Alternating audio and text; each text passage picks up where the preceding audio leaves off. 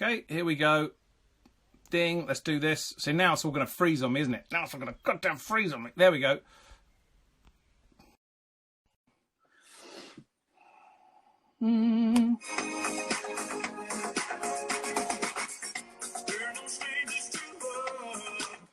Hey. Oh, yeah. How you doing, dude? I'm good. Oh, dear. Angle this up a little. Oh, What's man. up? Oh my God! Sorry to keep you up on. I didn't realize. I'm like, oh my God, because you were talking with Williamson about the first thing. I mean, we kept talking. You talking about him about Ricky Jay and the $125 Zorro shuffle. So I thought, I have a like when I have to hit it. Here's what I do. So I thought, for the past few days, I'm gonna send this to Ben, and then I didn't, and then I'm like, oh, I should do it now. So. Not really. It didn't dawn on me till you would send me like 2 videos back. I'm like, wait a minute, it's late. That's right. It's late for him. That's right. It was fine. Man. It was worth it. It was good fun. But that's because you do something with the Zorro that I didn't think a lot of people did, and that's utilize the whole thing as a pack, and not just shuffling it in, not utilizing it to strip it back out. Because I strip it out, you basically pull it out, which is the same idea. And that was, I don't know, told to me by, I think, Gary Plants.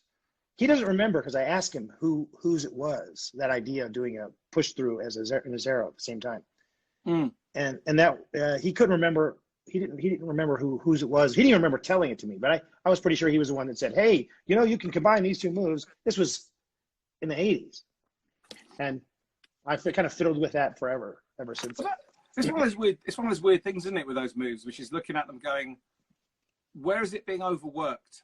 Like where is it just a shuffle? Where does it look beautiful but it's not practical? Where is it being overworked? And it's like a lifetime. Like, why are we so obsessed with looking at these moves? Like, what is it? Hey, it's in our DNA, man. That's what we do. Sorry. I have analyzed and reanalyzed the double lift my whole life, and I don't use it. Right. I just don't use it. It's overused, and I think kind of people know it. The best double lift is a second deal, it's, in a way. So, yeah, we just sit there and play and fiddle. You and I have talked about single moves for hours at a time. Yeah. Over the years. Just like this, with all those Skype calls we used to do. Holy cow, that was something. We would just. It's like an art form of swapping earbuds, putting them back into charge. Right. Yeah. I was like, I take one out. Actually, I should do that now. Right. You still hear me? So yeah, no, it's all good. Yeah, last night we were on Zorro stuff, and again, it's one of those weird things, isn't it? Because basically it's just a table shuffle. But I think over the years, for me, it's come down to practicality. And that thing that Williamson said about Ricky Jay was interesting, which is that there's a big difference between doing a move 20 times in a row and getting in stroke with it, filming it, and then showing it, and then not having done the move all day and then needing it at that one moment. And it's like, I'm interested in that shuffle. I'm not interested in the one that looks like it's in stroke. Yeah, well, that's true. And that all comes from too, I look at these guys like Shin Lim, and they do things I wouldn't even dream. I wouldn't dream of tackling. Live, especially on television.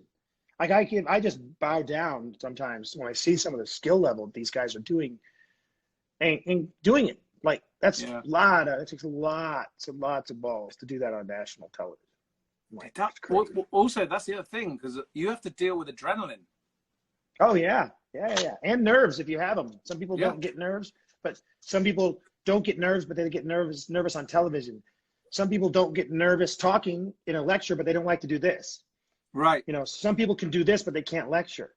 Right. And speaking of this, I want to say is, I've kind of told you this before, but I want to say this so that people can hear this. Your conversations with people are great, because I've seen you talk with people and do things for an hour and a half, 2 hours. I've seen you just talk to people for an hour and a half. Or an hour, it doesn't, whatever the time is. And you engage them, they engage you. It's always pretty good and pretty interesting. And I've not seen another one of these that works this well. A lot of people they'll thank give you. the other person like they'll give the other person the opportunity to talk, and they're not a great talker, so the level goes down so fast. And in here, you seem to keep everything interesting and going. And it's like a real conversation. This is just you and I. You know, we had a conversation a week ago. Speaking of heckling, you guys should know that anytime there's a guest on, I am commenting in text messages to Ben. Also, I'm having to ignore them. I'm going, and I'm going, shut up, Chris. Because I'm just trying to make him laugh at some of it. And then at times I'm just saying, hey, ask him this or say this. This is, something I might remember about it, the person. And that, I kind of find that funny to see. I'll see Ben's eyes dart over to look at the screen, and then a little smirk will come on his face. I know I've won. It's like, yeah, if you're getting these messages, let me know over the chat with a secret code of licking your lips 7 times. Right, yeah. I said, what did I say once? I said, blink real fast 3 times if you want to escape. It's like. But no, thank you, man. I think that, look, at the end of the day, I'm just, the easy thing for me to make it easy is that I'm just really interested in these conversations. I'm really interested in each person. You're somewhat exactly the same, which is that everyone's got something interesting, and I want to try and find how to get that out of someone. And not everyone's good on these. I mean, you're very relaxed. There's some people that are naturally relaxed, but other people aren't. And so, sometimes it takes me swearing. It might take me drinking. It might take them drinking. That's right. Yeah. Okay. Have you had some whiskey yet? No. Go ahead. Go grab some. I'll talk for a second. That's right. There we go. Oh yeah. I might as well explain the nerdness in the background. I'm just in my office in the basement. There's a giant Millennium Falcon there, and then there's all sorts of stuff in this room. Maybe I'll walk around it later, but I'm just my house. My house I'm a giant nerd. Well, and also specifically movies like Star Wars and movie memorabilia. Yeah, movie memorabilia, James Bond, Star Wars, a little of everything. I kind of have if I like it, I like it. That's it. I don't have I only like this kind of movie or this. Yeah. When it comes to old posters I collect, it's either something if it's current, it's going to be more Quentin Tarantino-y, but if it's old, it's going to be 50s science fiction. Or the posters as well. They're great. Oh yeah, the posters in the house are fun, and I keep it in the basement. It's weird. I hide my nerdness. If you see this, it looks like, oh gosh, Kenner's house is filled with all this crazy stuff. My house is not really. I'm in the basement, and my basement is like filled like that. My basement kind of is like that. I like calling it a man cave. It's not really that.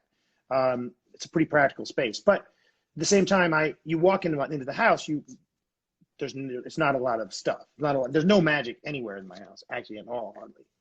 I've got there's a nerd maze upstairs on the top level, which I need to move because it's just, I never even go up there anymore.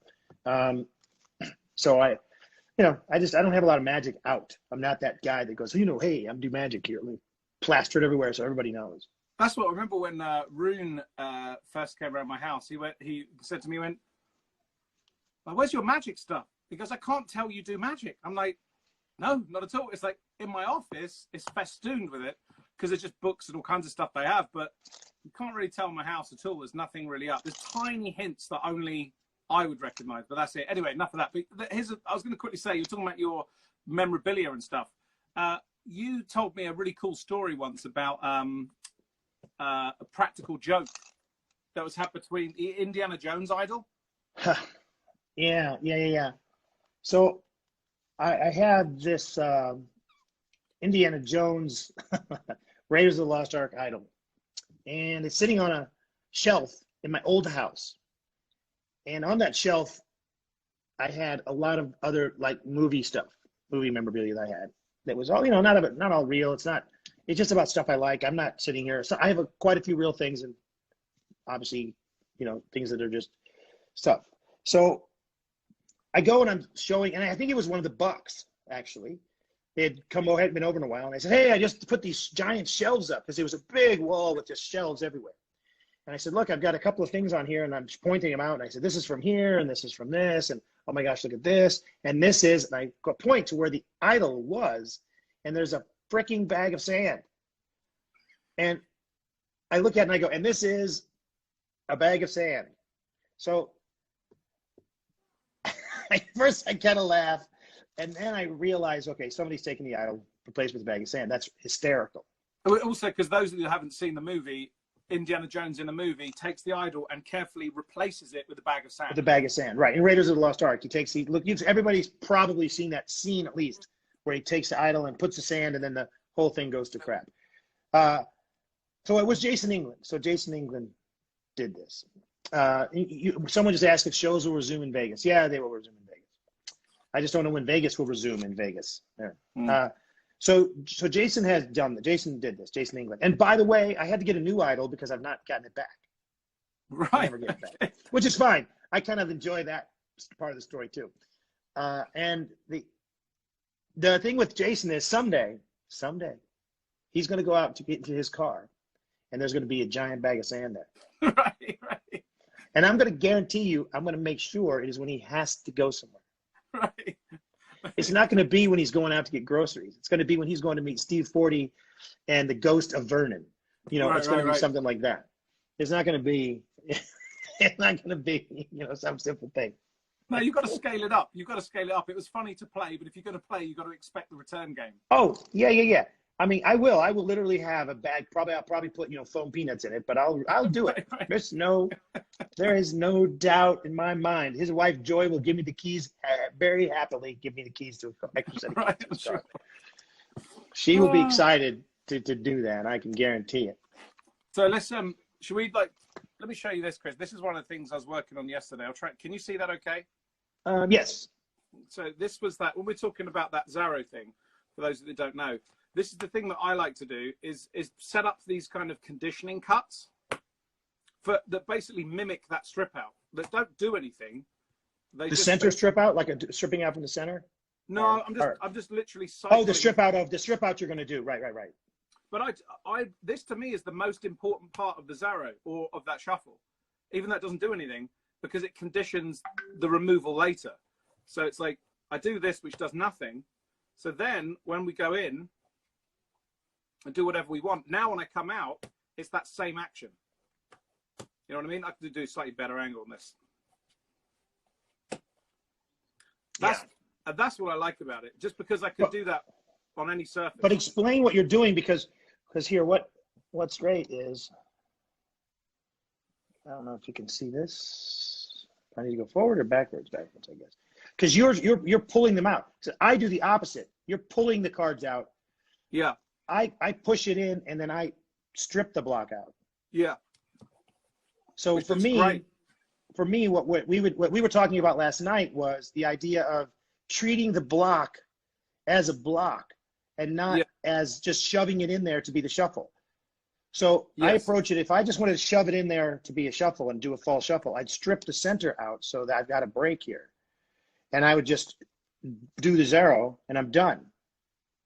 Yep. But for me, if I pull the top over and I do this, now I just strip the whole group out. I push it through and strip it out. Because if you can do a push through, like if you can do a push through shuffle, like if you can push the cards through like that, then you can do it with a block super easy. Exactly. And there was actually a really old, see, this is the other thing, is that sometimes when I do this, I said this with Williamson.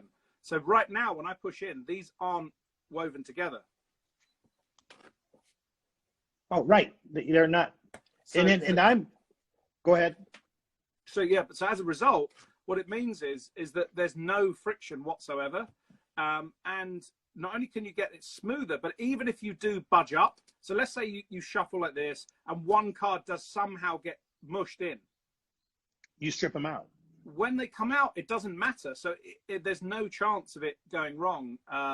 There was an old Marlowe shuffle that was like this as a push through. And basically what it was you did this, but if you analyze the shuffle, it was actually in 4 sections. Instead of them all being interwoven, they were just in blocks. So what it meant is that so they were like that, as you push through, there was no friction. And I like that. I like that. That seems, I like the idea of not caring. Yeah. better than, because I sometimes if you treat it like, the way when I like sometimes when you shuffle, it's like this. Yeah. So free. And you can do that with the same attitude. It's like you do it like it's a zero. I'm treating this cards in my brain like it's this, and so I'm pulling out what I can and then stripping out the rest. It's so I've got so few cards that are interwoven.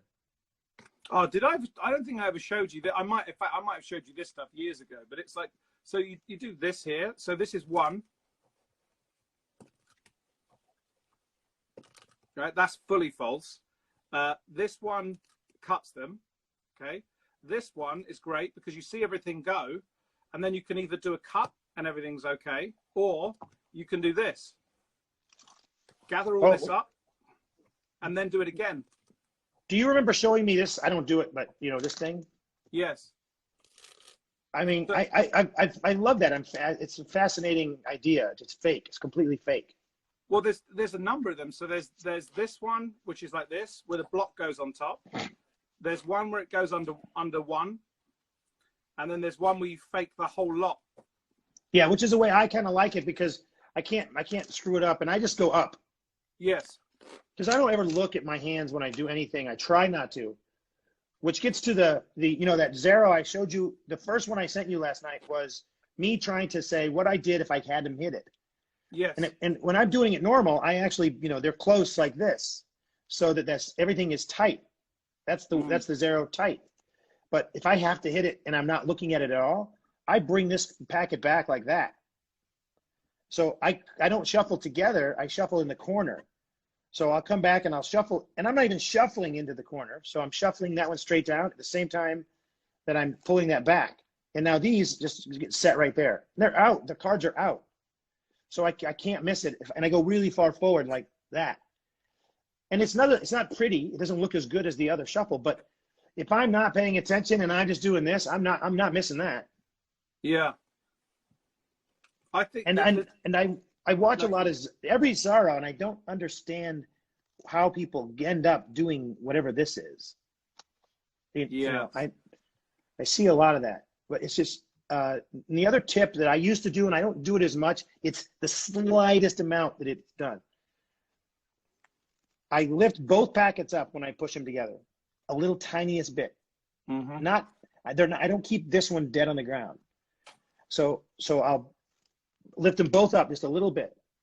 And 90% of the time, I'm stripping them out. So I don't care if I miss a card, because I'm doing it as a false shuffle. If I had to do, a Vernon, a Triumph thing, it's a different story. But yes, that's a different way to think that shuffle. But if I'm doing it as a false shuffle, I'm going to strip them out always. Yeah. If I screw it up, I'm going to fix it basically. But don't you find that it's a really interesting thing, this, because I mean, on one level, I don't like the Zara shuffle. There's always something about it that looks weird. And there's part of me that will often just say, I'm going to go straight for something like this, where everything is just going straight back on top and nothing can... Oh, like the oink. Yes, basically it's the oink. Yeah, I have to do this to squeeze that back end in. So yeah, it looks, you pull that back and do this. Sometimes I'd rather do that because I think that I can't muck that up. Like there's no chance of that mucking up. If they're not watching, if you get in the groove that they're just, paying attention to just you, I even do it that bold, like that. I don't try to hide it really, because I've gone through the whole, trying to make that whatever oink, or what is the other name of that shuffle? Shank. Well, yeah, it's weird though, because the shank has always been thought of as this, but actually I think that the shank shuffle is different. But yeah, it's basically the same concept. We know what the concept means. They're all going on top. Yeah. And you were talking about this too, this kind of a thing. Yeah. Oops. Because, if I don't do this shuffle as well, I used to fiddle with this thing all the time. Yes. BJ's thing. I don't, it really started hurting my pinky. So I sort of took it out of my practice regimen, because it was I have a little arthritis in my hand, so I can't, my knuckles are a little messed up. But there's something in that shuffle that with the Bueno shuffle that kind of, it feels, I can never get it in my hands, there's something about it. Even if I could get it looking right, I mean, it sounds. Well, yeah. I don't know. It's not hard, but it's not easy either. It's a beat although BJ does it, I swear it looks like looks great. Yeah, that's right. I can never quite get it feeling right for me. Do you know what it is? I think that I'm always trying to find the quickest and easiest way to get the whole thing done together. So I often will come to here and I leave it here, so I don't have to take off a surface. Get to there, leave it there, immediately pick up, and when I start shuffling, I do it halfway, so that again it's already raised, so it has less to go up on top. So it's here, and then immediately just go in and on top. It's just for most of the time I either do that or I'll come here and do that block straight in and then come out. But I think that it's one of those weird things, I think, with like shuffle stuff, which is like on one, let me try and get that right. But on one level, there's getting the technique to look good, but then there's also efficiency, right? There's also where are you displaying the technique? Because so many people, when I see them do sleight of hand, they're displaying it. They're performing the sleight of hand, and it's the art for me. The hardest bit is how can you get that stuff looking that good, but really treat it like it's not a performance of the move. Really try and sell it like it's nothing. And I think it's a lifetime of. Oh yeah. It's so tricky. It's not just about mastering a move and getting it right. That's like 25% maybe. You know what I mean? Yeah. Oh no, I agree. It's a lot of. There's a lot of time goes into just even thinking about it. Sometimes you just think about it. Like you look at it, you watch it. How many times have you looked at a move and then changed the whole thought process on the move? Mm-hmm. I can't tell you. I've gone through so many different. I used to think with the spreading, because I remember one of the first times you showed that to me was that spreading in the other hand stuff. Like, yeah, I need to stand up. I don't do that sitting. Let me move my desk. We're gonna stand up here. Hold on. There's something very comedic about. I love the fact that was actually your legs. Oh yeah. Yeah, you're talking about, so that it's weird to get this angle on this. Yeah. So what he's talking about is, I spent, and it's going to sound like ridiculous because you're going to go, oh, I can do that right now. But to do it smoothly and feel really natural, is to be able to spread in the other hand is difficult. So for you to just be able to do this normally, like if I'm right-handed as a magician, so I spread the cards like that. But to spread them the other way is not as easy as you think, to do it naturally. So really if I show you a card, like I show you say the Queen of Hearts, make it super simple. So I come here and I say that's lost in the pack. I brought the Queen to the top just by doing a reverse spread. And then I used to break it up. So I say that I run through and I will use what's this one? King of Clubs. So now you spread and say it's lost in the pack, the King of Clubs, and that's it. You get the King of Clubs to the top. So you just break up the reverse. So all I'm doing is reversing it in my hands. Like I'm just doing that. Seems simple, but at the same time. And the uses of this is great. If you have a card, start reversed, have a card selected. If they select, nobody's going to be selecting a card anymore, probably. But if they select the card, let's say it's a 2, put it back, you can immediately come up or go to this person over here and reverse spread the cards and say, you take a card. Now they take one, show that one. It's in the pack. Now they're both on top. So it's all reverse spread stuff. I really like using it to go to someone else. Is great. Yeah, well, you can do it up here. So like, let's say it's you start here and I'll do it the way I would do it. You spread. So I'm reverse spreading. So here's the card. So now I'm going to come down, come straight back up, and say you look at a card. Now I've got that other card on top. So they look at a card. Now, since I can do this both pretty evenly, I can transfer that one over to this side and show it. And now when I go back down, that's the other top card. So I just put them here and say, okay, your cards are lost in the deck. Now they're on the bottom or wherever. It's so easy to just and you can do it multiple times, and it doesn't feel like you're continually redoing the same move. Yes. And it feels so fair and so open to just say, okay, here, touch a card, you have it, okay, perfect. It's lost in the pack, it's nowhere, and then it's you have it here or wherever I don't know where I brought it, but and again, another one of those dumb things is think about spreading the cards in reverse and then flipping over a card. Just that. I'm trying to get it in the camera. That's hard. That's hard to do. Try to in the reverse. So now, if you're going to do a pass thing, here it is, here in the pack. I'm going to take that card, bury it underneath that one. You just reverse the card. Now this is done. I'm showing you what I'm doing, but if this is done in a rhythm, like here, you put the card back. I'll put it right here underneath this one. I've just switched it. But again, it's one of those weird things of thinking about the simplicity of it and the directness, and also a lack of tension in the move. Like there's an inherent softness to the technique. And it's all started for me. This whole thing started in 1980. I want to say 83. Michael Weber and I were in St. Louis at a magic convention, and he showed me this, which is doing it all right-handed. So, and he didn't do it. He actually, obviously, Weber did it great. Weber's unbelievable. So this is, Lee Asher calls this the losing control. But I mean, I saw this, I think, probably before Lee was born. But Lee's ambidextrous with both hands, and he's phenomenal with this stuff, with the reverse spread stuff, like unbelievable. And so, he just showed me this. So you show them this card, I'll put it on the top. So the simplest version of this. And then if you can do it with both hands, you can spread. Again, I'm just going to go over the same move. You can do it like this, leave it stick out.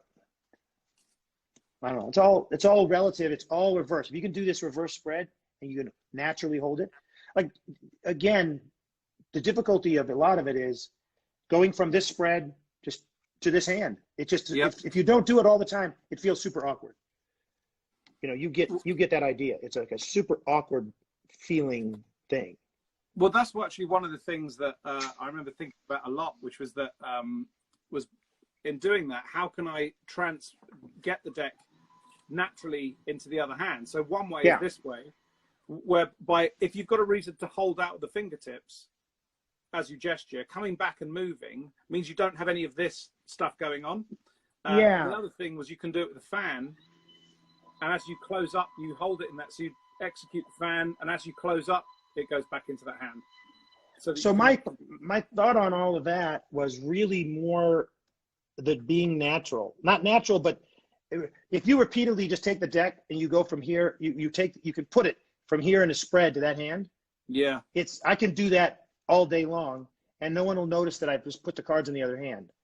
You don't think of it, but it feels so natural to me because I've been doing this for 10 years like this. Yeah, and I've been doing things, and when I was playing with this a lot, I would. I swear we talked about this last. We did talk about it last time, but I don't think I did any of it. Someone just said, "I swear you talked about this the last time." We just didn't. We didn't do any magic last time. We didn't do anything. We just talked about it.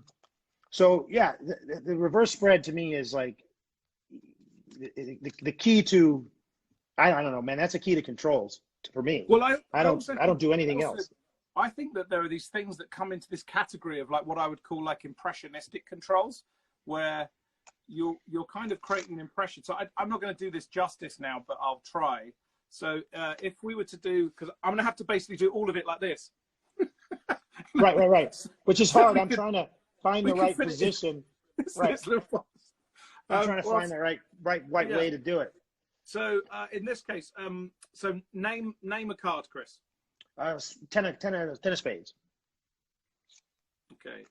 So can you see them? There we go. So here we go. 10 of spades. Yes. Hold on one second. Can you do a pass in your right so it can be more practical? I'm not sure I understand that question. Okay, go ahead. Okay, that's right. Sorry. So name a different one. Two of hearts. 2 of hearts. There we go. Okay, cleanly named. Here we go. Now they're all going to turn face up. Yeah. So it's that thing of Lee Ash. I first saw Aaron Fisher do this years ago, where when you have a card reversed on the face and you look through an up jog, just by lowering the hand now, you've reversed the deck. Oh yeah, that's great. So as you then take this out and show, you're just lowering your hand and you've reversed it. And I remember thinking about that and thinking, regardless of how you use that, that type of an idea is really efficient. If you're going to try and reverse a deck, to go through and just do this and remove one, and now you've already done, you just slowly lower this hand now. Things like that, there's something in those moves where they're actually incongruent when you look at them. The same as like reverse spreading. Some of them are incongruent, but they fly by because they're impressionistic. They feel right. Well, that's, to me, that, right. Well, the other thing with that thing, since it's so simple and so direct, people will ignore the impact of it. Yeah. That's such an impactful thing right there. And it'll fool people. Mm-hmm. Maybe you should turn it upside down when we got home. Oh my God. Oh God, Homer knows every. It's like, me and Homer, we have a bunch of jokes that are like, it's like the people that have known each other forever. They're like, joke 12. You say one word and you understand the joke. Yeah, those kind of moves. There's a lot of stuff like that. And it's the stuff I get the most interested in. I think when I was younger, I was really interested in the hardest stuff, middle deals, like multiple. The more multiple shifting pivot points a move had, like the more I wanted to learn it. And I think actually it's all well and good, like for me to a lot of the time say to people, but the simple stuff is better. But I think the purpose is to try and climb the mountain.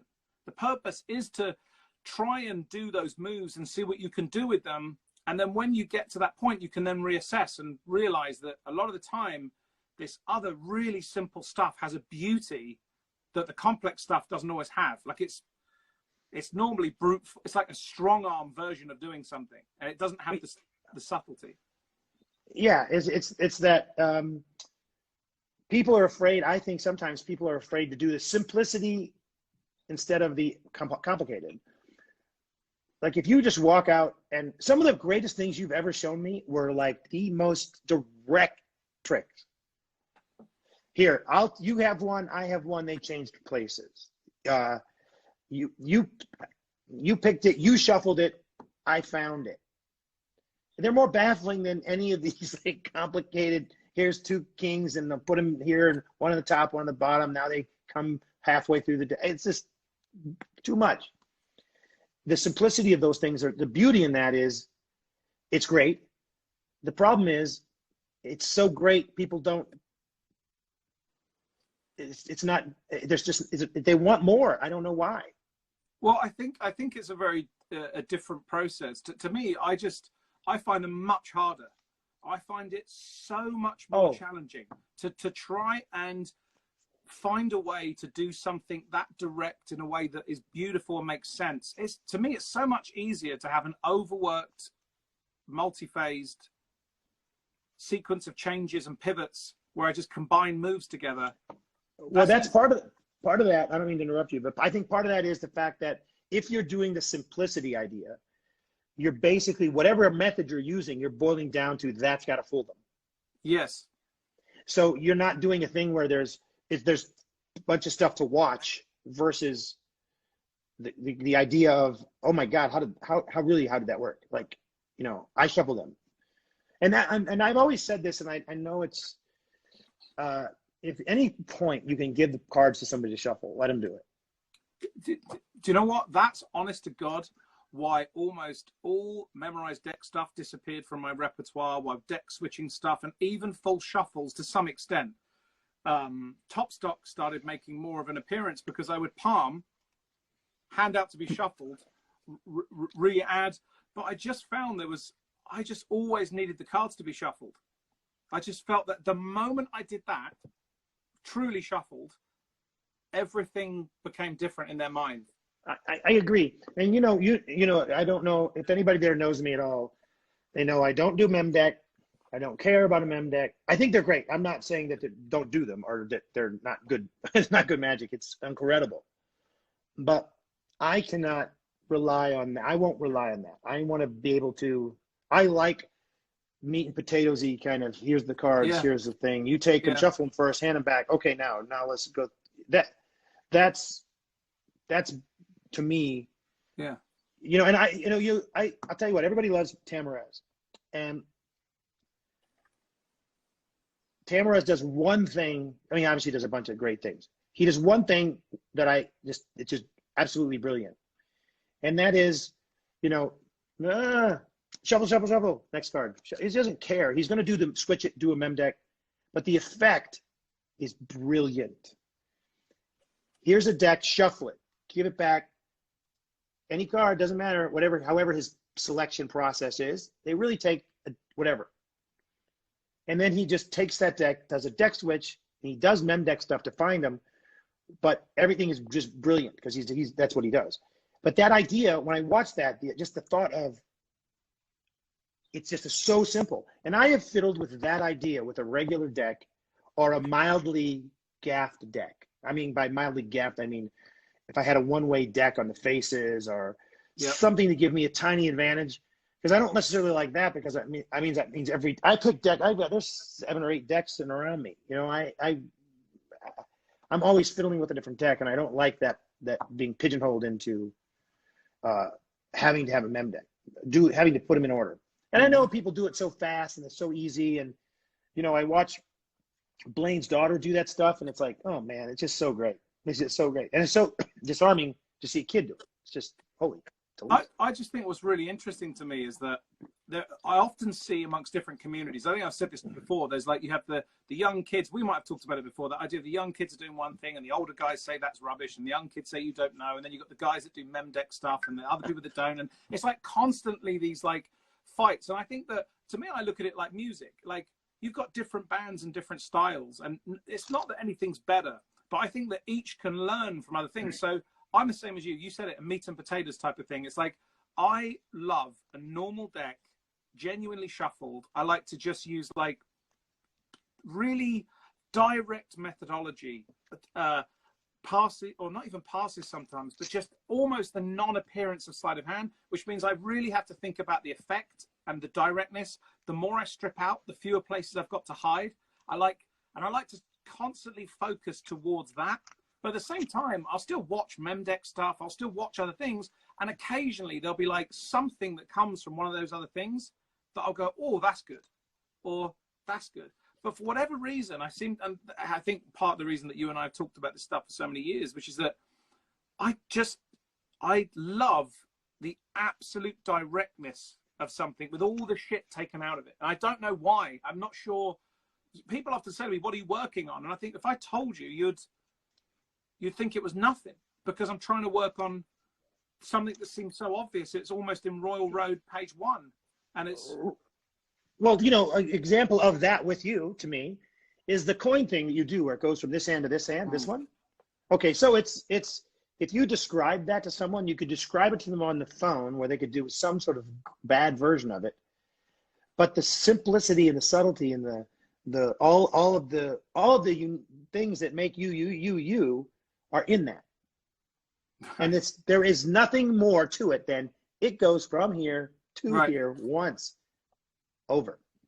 Do you know what the funny thing is? I remember having someone send me an email about that effect, and they said, it's outrageous because I put it in print first.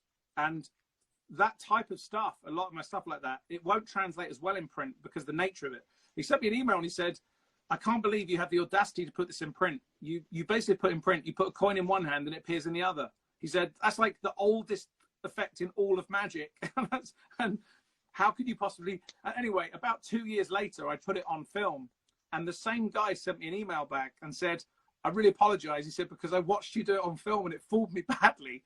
And I didn't realize what had happened. And also people say things like, yeah, but it's over too quick. I couldn't do that on a stage as a routine. I'm like, that's okay. I mean, I just love the idea of going, if you really could do magic, if you really could just hold that there and do that, like what would that look like? And it's the same for, like, we've talked about controls or a card selection or a card changing or getting something. So if you could really do it, what would that look like? And you know, it's also not just that. It's what would it look like to the spectator? Yes. It's what we think something looks like.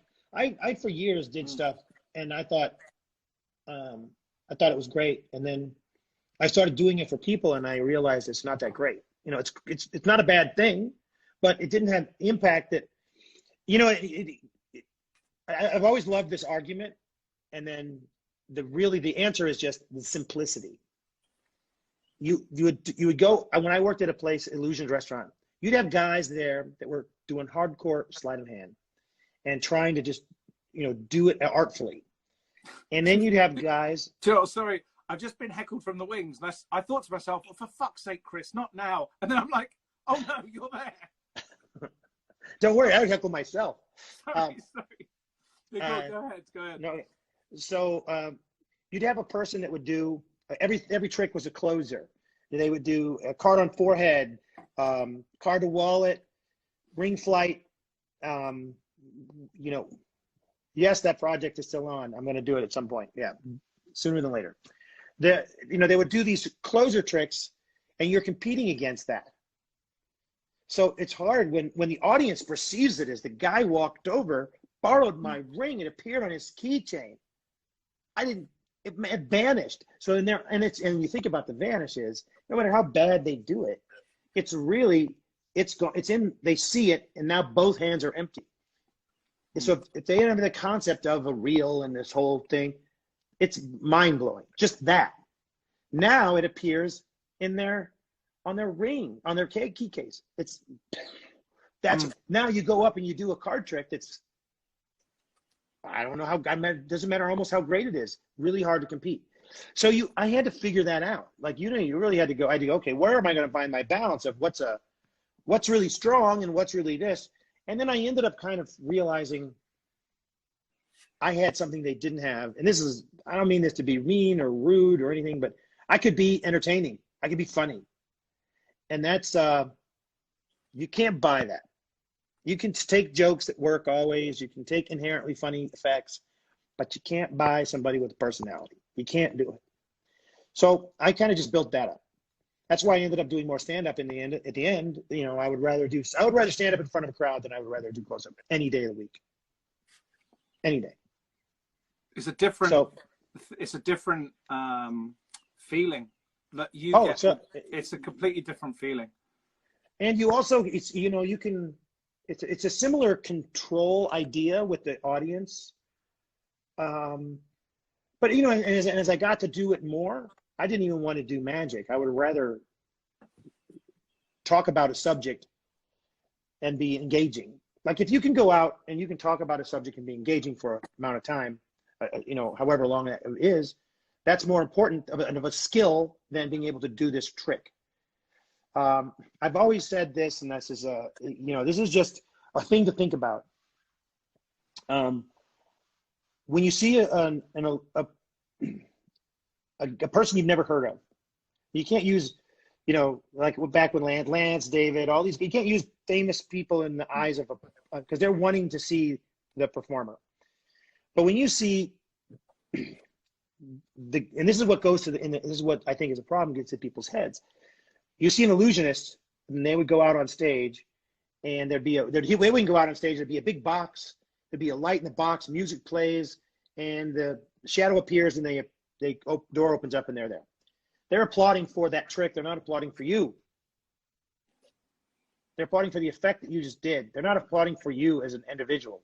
And then when you do your next trick or effect or illusion, and then when you finish, you cut the girl in half, and then you put her back together, they're applauding for the effect. If you don't have a little you in the middle of all that, there's nothing. You look at David Copperfield's show, it is well crafted with personality pieces that are in their certain spots to make because you can't, in a stage magic show, actually in almost any kind of stage presentation, certain things that you can't do early because they haven't gotten to know you yet. If you tried to do them first, they would be like, what is he doing? What? That's stupid. It's not funny, or that's not this. Uh, and it's a difficult dance. You have to figure out what it is. Because we've had tricks in the show where they worked great late, but when we had to switch the show order up and we put them in a little earlier, they didn't have the same impact. So we had to either move them or put something else in front of them that had David's personality being injected into them. So they go, oh, okay, now I can relax, and they can, oh my gosh, that is funny, and that is whatever. If you walk out and you're, mysterious, you can't turn into funny the next sentence. That's a very difficult dance. And I think most people don't see it that way. They go, I do these tricks and I can put them in whatever order they want. And then people do, there are people that, pay attention to this stuff, which I think is few. And also the tricks themselves also, outside of even the personality, which is also important. But I always find that the amount of times I see performers will do an ambitious card sequence, right? And they then go on and do other tricks. And I'm often like, you have just killed everything, because that ambitious card sequence has basically just demonstrated the power that you can take a card, put it anywhere, and instantaneously control it to the top, the mouth, the bottom, the wallet. So when you then have another card selected in another routine, you have basically told them that the cards can't be lost anymore. So correct, but yes, but that's the old thing, is you can't top if your next thing doesn't. I don't necessarily agree with the theory that everything has to top the thing. No, but it's the power. It's the power that you demonstrate with it. But if you're doing it as a straight, like if you're a magician and I do magic, and you walk out and your first trick is just bang and so amazing, and then you go into, because that whole I need to get their attention thing is great, but at some point, are you getting their attention and then disappointing them? Because what's the, if you had a movie with a great action scene and then there was 2.5 hours of just two guys talking in a room, what's that? That's Reservoir Dogs. Yeah. Well, but the difference between that is, I'd rather listen to the 2 hours. I'll put up with the action scene to listen to the guys talk, the 6 guys talk, because it's very well written. That's a different story. It's just, but again, this is where I think there is a really interesting blend between, because we both love moves and sleight of hand. Yeah. And there's like a never-ending spiral of the same philosophy, but because it's like, if you take all that thinking around a move, a Zarro shuffle, a change, you just continually kind of spiral up towards all these other concepts which are also related and piled on. Like you said, like what effect follows what effect. We can look at a Zarro shuffle in isolation, but then how and where are you using it in a routine? And then it's never ending, and that's what I love. Well, the thing, we've talked about this before, I don't think here, but both of us, and I'm not, this is no way saying this is elitist in any way. This is just the way Ben and I are, I think. I do whatever I can to take a move out of a trick.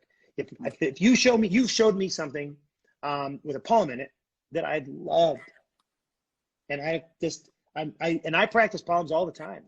I just kind of don't do them. I just kind of, they're scary because I always catch them with 99% of the time, so I assume they're catching me. So with that said, I take that effect and I try to keep the same effect, make it just as strong, and eliminate the palm. And Homer and I talk about that all the time. He's always like, you just take the moves. You'll see a trick and you'll just eliminate the moves. You'll turn it into the same exact effect with the simpler process. And it's all that process. That process is it. Because what is the audience sees? I mean, I'm starting to sound too much theory here, because it's no, but it's practical. I'm going to go off about theory. It's stuff that makes sense, right? So, yeah, go on, carry on. It's practically applied stuff. Yeah, it's just if you could. I mean, I've worked on something. I've worked on an idea for over 10 years, and I can't solve it correctly. Isn't that great? I have 20 solutions for it. I have 20 solutions that are all good. And they would all be, some of them some people might go, oh, that's great. Holy cow. That's clever. But they're not, that's all the problem is they would go, oh my God, that's clever. they wouldn't go, how in the fuck did that work? It's that's what I want. There's a difference between clever and, for want of a better word, something that's beautiful. Like I see clever things all the time, but something that's truly beautiful, that's got that something else, that takes, I think, years of work to try and take stuff out. It's so much harder. I always say this, that the more you take out, right, the more stuff that you're removing, the fewer structures that remain to bear the weight.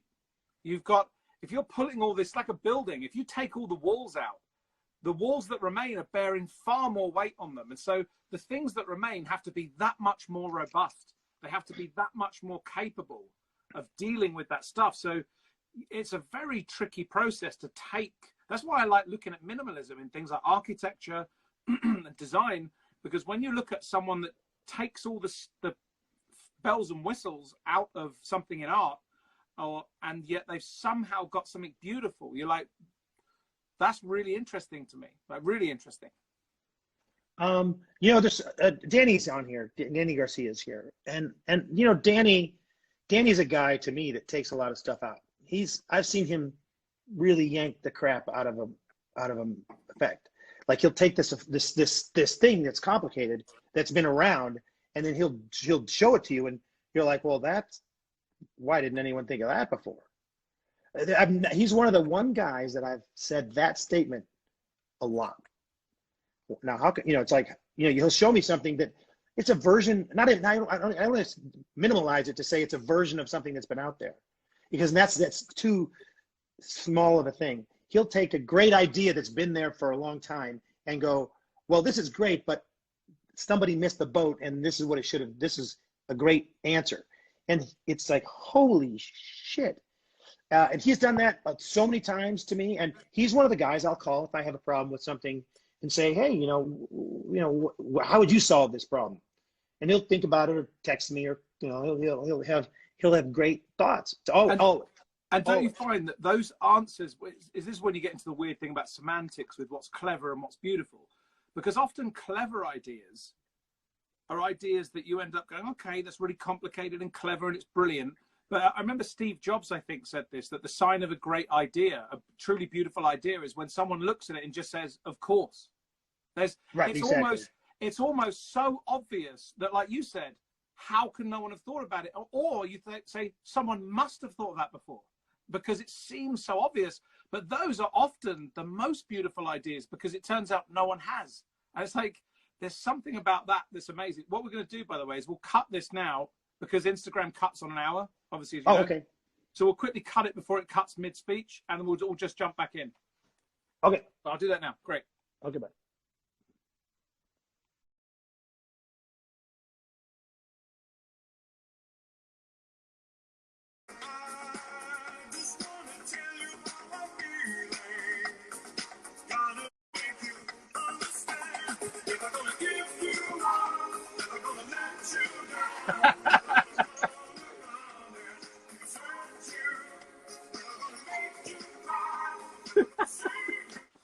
Oh yes, there we go. That was for the first 30 people that came in. Get to see me act like a fool.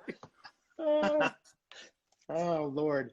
Oh great. But yeah, I mean that's one of those things, man. When didn't you kind of get that a little bit as well when you first came? I remember Bill Kalush was talking about the use of the Erdnase shift, moving from left to right. Oh, the Charlier. Yeah, moving from left to right.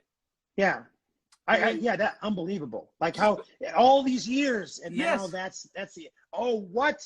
Yes. And you know what I love about that is that for years it was called the Charlier pass, and arrogantly and naively experts like us, everyone else going, I think they meant cut. Obviously, this is not a pass. It's not a pass. This is Charlier one-handed cut. It's the Charlier one-handed cut because it's not a pass, and then people trying to create versions of it, covering here, and the fact that the entire time it's right in front of you, right in front of you, from there to there, or there. Why did nobody think for 100 years, basically, or thereabouts? In fact, no, yes, it would have been. People missing the point of that control. And now when you read Erdnase, you can see it written in Erdnase. you can see it written in Hoffman. Oh, yeah. It's in there. And I read it in Erdnase, and I showed it to Bill. I said, this is in there. But now that you have that understanding of what was written in the Spillman manuscript, you can see, and it made me, for about a year, completely start looking at all sleight of hand differently. I was thinking, what if I've completely misunderstood the top change in the same way? Like, what about if we've misunderstood holding a brake in the same way? What about if we're doing it wrong? Isn't that a great idea? Holding a brake. I need to talk about this. Is every single person should look at every single thing that Ben does when it comes to holding a brake. Here's why. Here, see if I can kind of. What Ben doesn't do, if someone's just like, because this is a weird angle, even though it's kind of real. Like my angle with the TV is, or the camera, it would be a person who would be sitting at a level. Yeah. That I was. So if you have a card selected and you put it back, you will never see that with Ben. Ever. That's one of the things I remember about you when I met you is you don't have that thing that everyone has about this thing. You know, you hide it so well, and your thoughts on it are so, and that to me is right there when we were talking about simplicity. That's the simplicity of that idea that people, they're exposing it without knowing they're exposing it. Right. Well, do you know what? The funny thing is, I never really talked about the thing with the brake. So my thoughts on the brake have evolved a lot over the last 10 years. And I think that years ago, I used to try and think about clever ways of handling the deck where you apparently couldn't see the brake being handled. So whatever it would be things like, how it's being this or spreads and I still do these now, but I started thinking differently about how do you even get into them? So it's like, I have this theory that the moment that you have the card selected, for example, replaced, I think it goes back before that, because people do this. Now, what this creates is one place for the card to go. It's like you're saying, place it here. Whereas if I do this, I'm basically showing multiple spaces that could exist.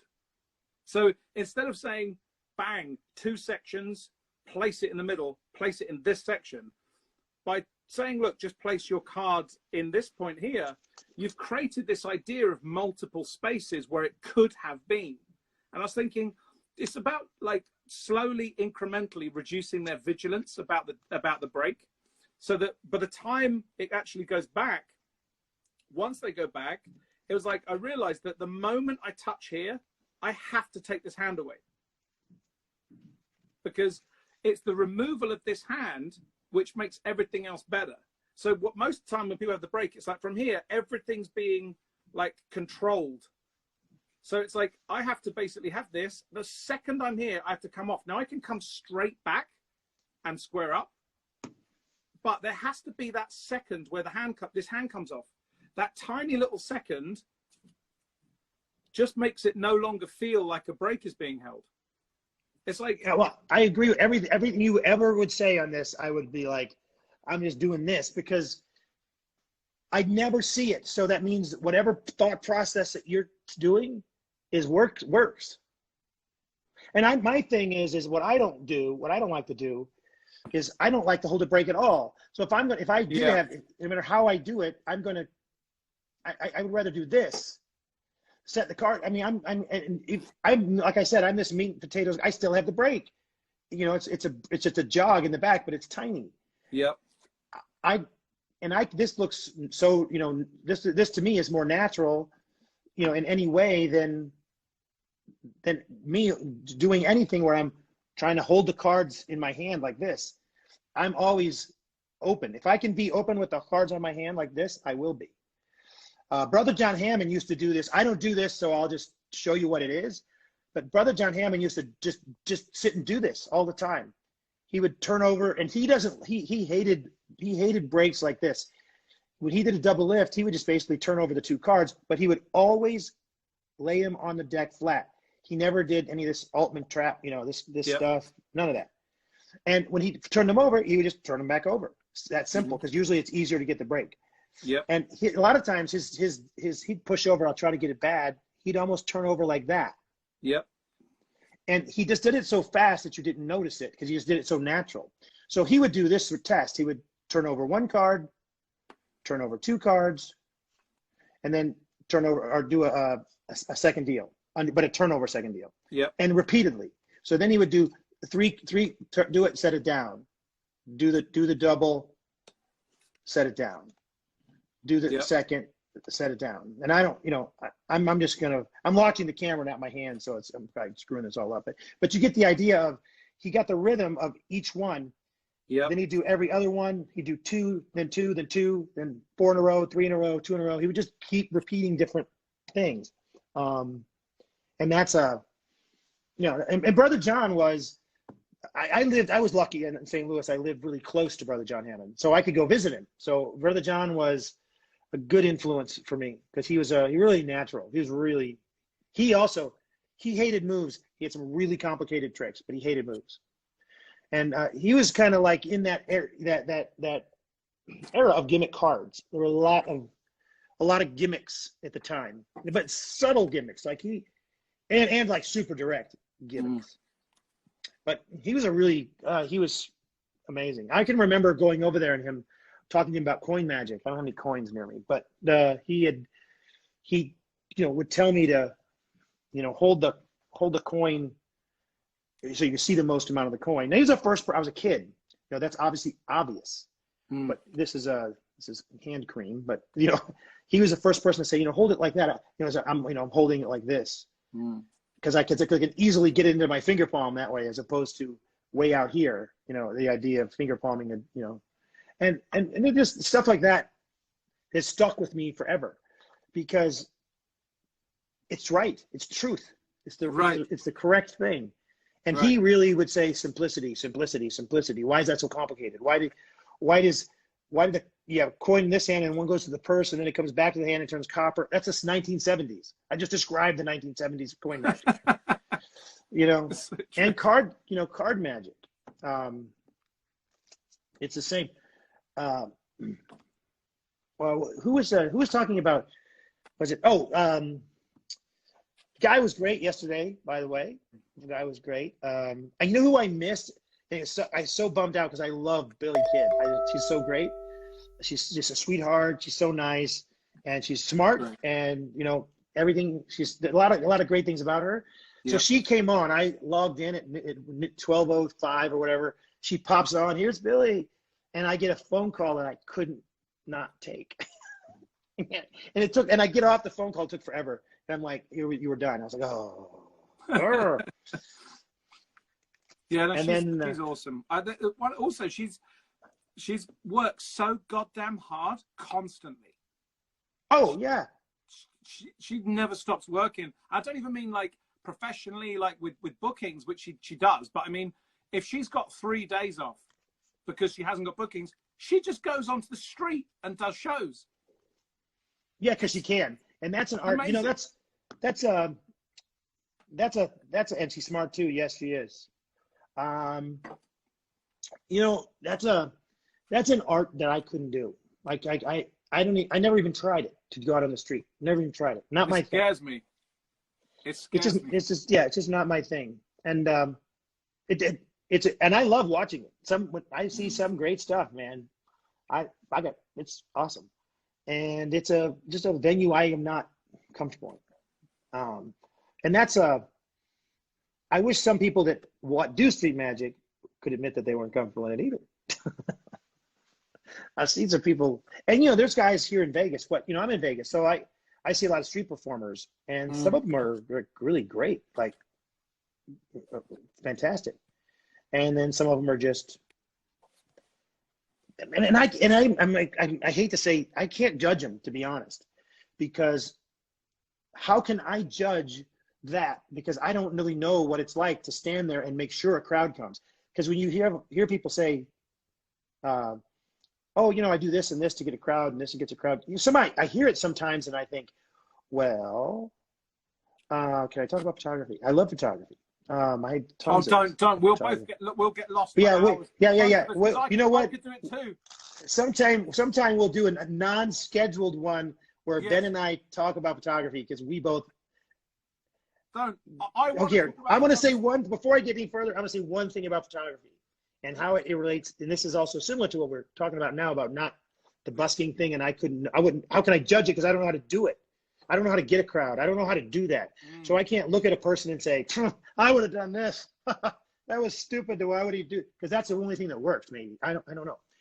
So photography and magic. Here's the way I look at these two things. And I know we have talked about this before. I may have said this in the last podcast. I can't remember if I did. If I did, I'm sorry. Didn't. I'll say it again. Okay. You didn't. Because I've been on so many podcasts and so many things that I talked about this. I know I brought this up. So Ansel Adams, if you know who that is, fantastic photographer. Look him up. Beautiful landscapes, beautiful photos. If he puts in a book and he'll say, I stood at this spot, he gives the exact coordinates, latitude, longitude. Here's where I was, taking this Rocky Mountains or whatever it is.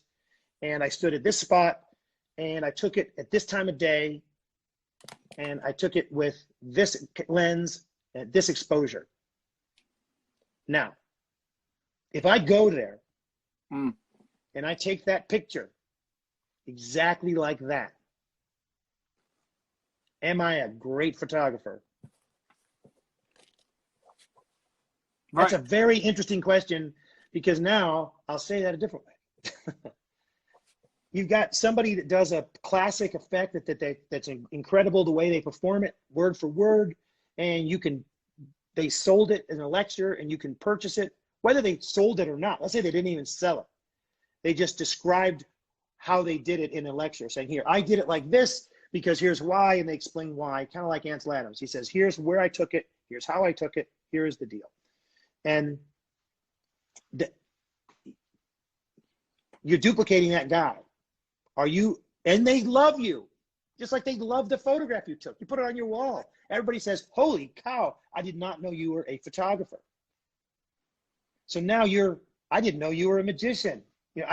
It's kind of similar. I think magic and photography are very similar ways to copy another thing. And it's not bad to look at something and be influenced by it. It's not bad to look at Ansel Adams or look at, Herb Ritz, look at these photographers and say, oh, I love that style. I love that way. I love this.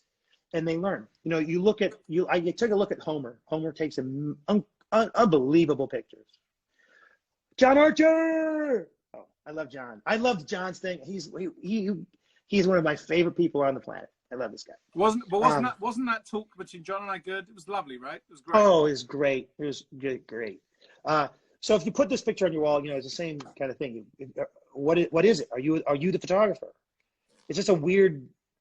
It starts to get into and Homer. Oh, I was talking about Homer. Homer is influenced by everything. Homer looks at everything different than most people. So he'll look at a picture and he'll see it and he'll go, I love what they did here with the lighting. And he may not say, I'm going to take that picture. He may look at a miniature picture, like a picture of a leaf, and go, oh, the way they did that. And he'll take a picture of 10 years later and remember that leaf and go, oh, this is now in my brain of ideas for lighting. And he takes those thousands of ideas and he combines them into just the natural ability to look at anything and take a good picture. And you can give him an iPhone, you can give him a Leica, you can give him a whatever you want to give him, he's going to take a great picture. And that's to me, if you're absorbing this information like the Ansel Adams thing, that to me is the way it should be absorbed. Not Homer would never, ever, ever see a photo taken in Las Vegas of a mountain, because he takes great photos of here around Las Vegas, of a building in Vegas, and go and stand there and take the exact same picture. Never. Wouldn't do it. No way. But he might take a picture of that building someday when he's walking by it, and it'll be a different idea and a different look. It just, you can't buy that. You can't. You can't. It's just something that's to me, that's the best way for me to give an example of how to absorb all this information and become yourself. as a photographer, that's what Homer does. You know, and in magic too is, you know, he does the same thing in magic too. But, you know, you see that if you can do that with your magic, take all the influence that you have and become yourself, that's the key. Being yourself is key anyway. I mean, and it's tough though, I think, because, you know, when it comes to like taking a picture or doing magic, some people just don't have that eye. Some people will never be a great photographer. They just won't have that eye for it, but they just want to take good pictures. I think it's a very complicated, it's not a black and white argument for me. It's a very richly populated and complex argument to do with technique, the craft, skill, the artistic side, vision, what you're even going for. I mean, I have people say to me all the time, oh, have you read the so-and-so thing, or are you doing this? And I have no idea. I don't really care what's coming out, because even though I'm sure in that book, in that thing, whatever it is a brilliant idea, and it may be better than an idea that I would have come up with on that same subject. But the thing is, it's not what I'm looking at. So it's like I go through phases where I think, well, all I want to look at right now is this thing, and I want to discover what I think about it. And how can I discover what I think about it when I'm filling my head with everyone else's thoughts? I just get, sometimes it's too cluttering. So it's like, I don't know. I never basically look at a routine and just vary it, or look at a thing and just, it's normally, if that has happened or something like that, or I've been inspired by a routine, it's normally something I've been doing for years that's evolved, or I start thinking about a plot that I want to look at, but I very rarely just read a thing and go, well, I don't read it and just go, oh, I'll vary that. Because that's an easy thing to do, right? yeah. Oh yeah. Very. Like, you can read, your stuff's brilliant, but if you show me something, I could immediately vary it, and vice versa. Oh. And it happens with everything, you know. It's like, and I think in a way, I think that Ansel Adams putting those pictures out and he started putting where I took it, how I took it, this is where it was. It's kind of a fuck you to the photography industry, you know. I agree. You can't be Ansel Adams, you know, and you know what? You can't, no matter how hard you try, you can't be another person who's doing a magic trick. And do you know what? The other thing I think as well is this. I see a lot of people criticize other people. And like we both said about street performers, right? I have no idea how to do that, right? And I've got a lot of respect for everyone that does things that I don't do. In the same way that, imagine someone starts talking about kids, right? And you say, do you have kids? And they go, no. And you go, Oh, yeah. well, then you don't know what you're talking about. Like, it's just, if it was like, yeah, but I've got cousins and I'm around. You go, no. Until you've had your own kids, you don't know what it's like. And you're not like a little bit there. You have no idea how many orders of magnitude you're away from until you have your own kids. And so I always think about that. It's like, if I haven't done street performing, I can sit back and look at it and go, I'll do this, I'll do this, I'll do this. But if you haven't done it, you have no idea what it takes. None. If you haven't written a book, you have no idea. If you haven't done a stage show, you have no idea. And I always think that's amazing, is to really, if someone is doing something that you've never done, there's something to learn from that person, massively so. Doesn't matter. The stage show thing is a good example from in my world, in my head anyway. I you know, when I first started doing close-up magic when I was a teenager, that was it. It was cards and coins and cigars and small objects. And if you weren't that, you weren't anything. And then I was at a New York Magic Symposium, and I heard Jonathan Pendragon. And Jonathan's a very opinionated guy. And Jonathan is like an illusionist, but he also he's done stand-up, but he has a close-up act. He does kind of a little of everything. And I'm not saying he's great at close-up or that he's even great at doing stand-up. His forte is illusions.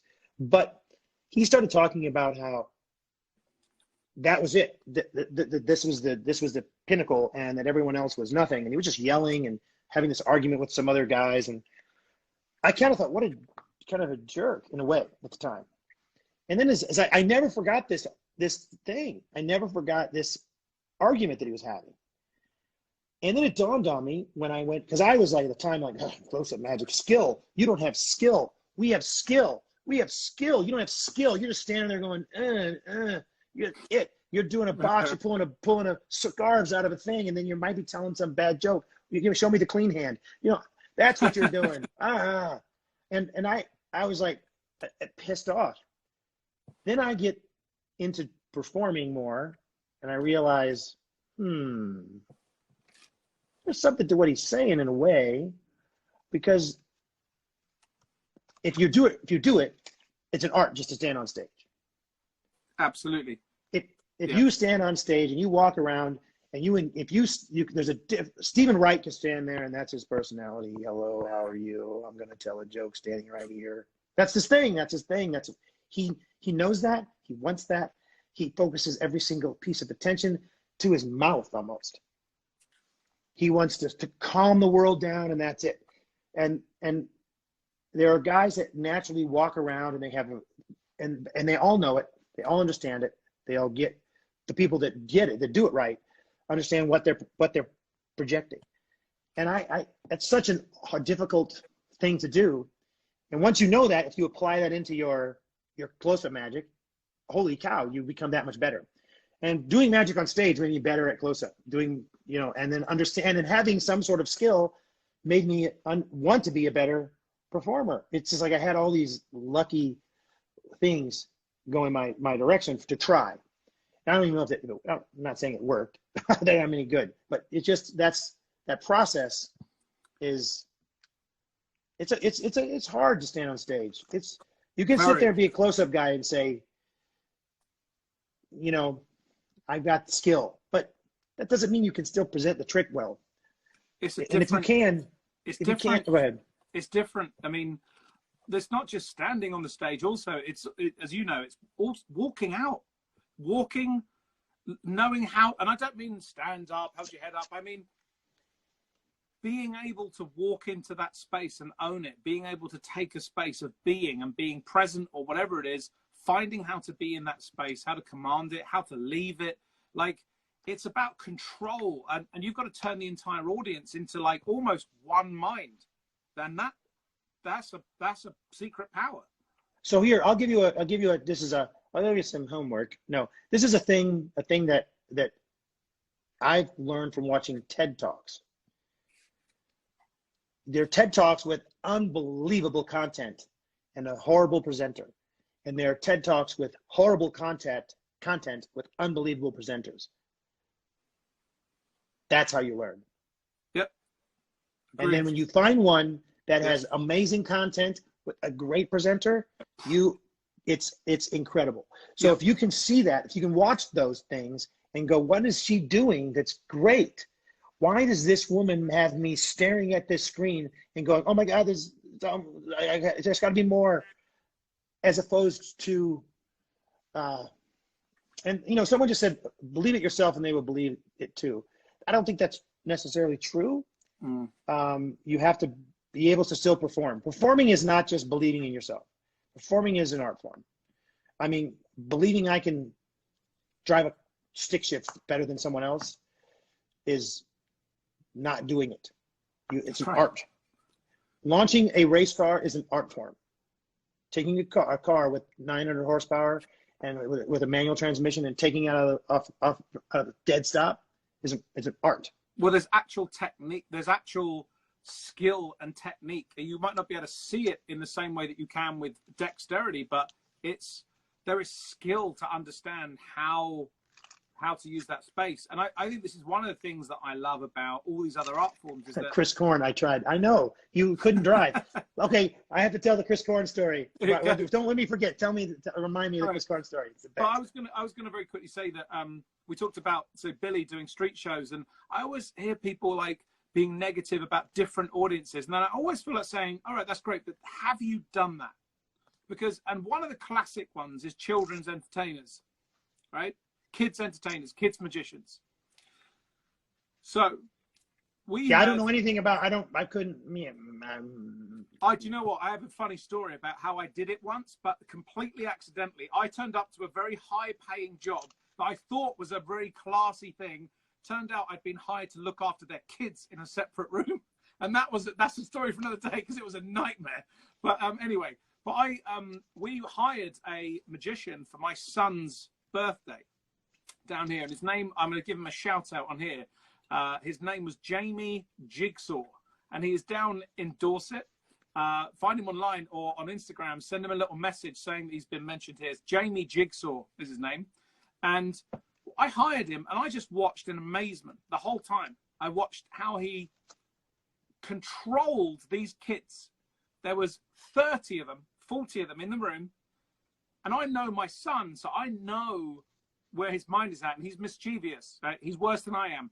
And so he controlled my son expertly. He controlled the room. He was juggling. He was doing magic. And I watched the whole thing. And I was saying to Catherine, I said, this is so brilliant what he's doing. And yet to anyone else, like in our world, they're like, oh, it's just kids magic stuff. That is so naive. It's a different thing. You might not want to do that as a living, but the skills that he was exhibiting to control these people effortlessly was amazing. And afterwards I went up to him and I gave him a tip and everything because I just thought it was so brilliant.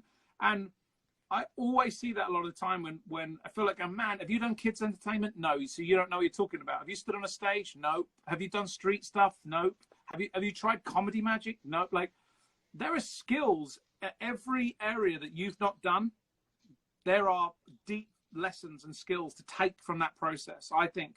And, you know, especially. Well, for sure. How many times did you, when you were younger, and I know that I did this, I would go to a magic convention and then there'd be an hour or two, like in a day, where there was, you know, Billy Toppett, the kid magician, or whoever it would be, is doing their lecture for an hour and a half. And I'd be bummed. I'm like, oh, you know, that's not even, why is he even here? It's not even. I want fingertip peak work, please. Right. It's like, right, exactly. And then, you know, I got older, and now I see that in like at Magic Live or any of the conventions. I see that, and I'm like, you know, and now I give way more respect to some of these guys. There's a guy, I know a guy, East Coast guy, and he does Joe Romano. He does a lot of kid stuff and high school stuff and a lot, and he very good living and nicest guy in the world. And I don't understand a thing of what he does. You know, it's hard. It's so hard. And I would have normally younger, I hate to say, I probably wouldn't have given him a ton of respect. Now I just give him the world. So it's good. It's good. They really don't like card tricks. No kidding. But it was just amazing to me to watch it and sit back. And I had so much respect for what he was doing, because I sat there and thought how I couldn't do, it wasn't even about the magic. I sat there and went, I couldn't do that job. And it's not about wanting to. I mean, I didn't have the skills to be able to control the attention of all these children. I don't have that skill. There's a skill to tell them to be quiet. We're not even doing a trick. Exactly. And that's like whoa, what'd you just do?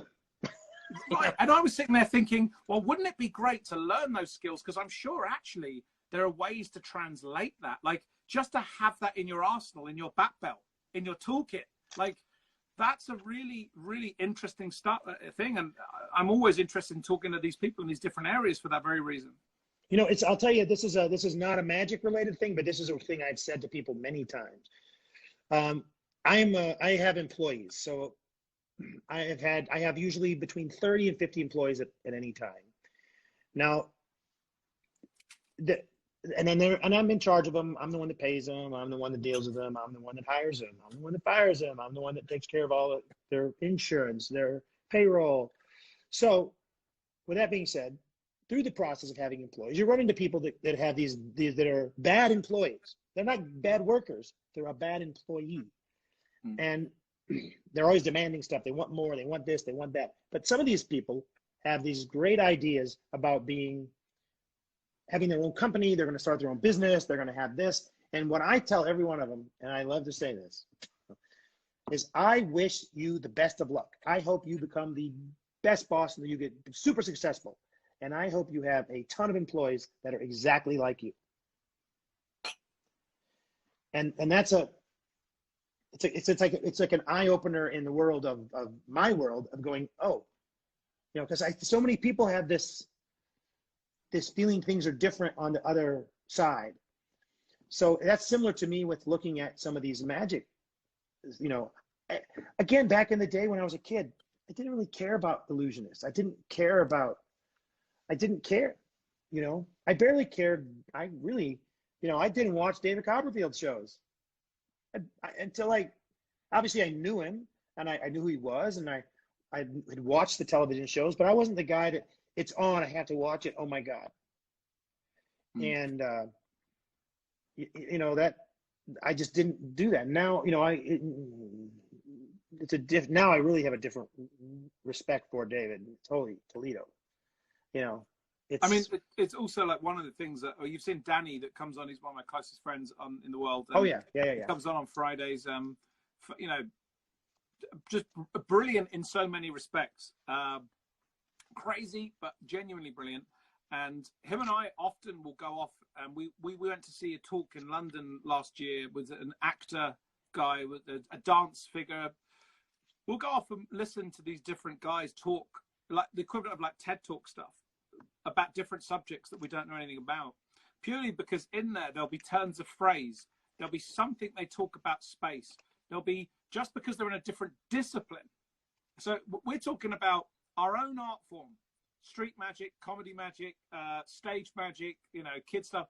And there's a huge amount to learn. When you then step out and look at things like photography, or you look at acting or dance, or there are so many little rich pickings to come from all of this other stuff that I'm always amazed that magicians, all they want to do is read card magic books. Like, I'm like, right. There's so much incredible stuff that will actually make what you do better. And it will make your technique better, not just some presentational shit. Like, it can affect the way you think. It can affect the way you approach problems. Like, it can affect everything. And I always find that fascinating when we've always talked that you have that same approach, that same mindset, because you're dealing with stuff that most people have no concept of, like multiple staff, all their shit, right? Or like their life shit, as well as getting jobs done, problem solving, a show.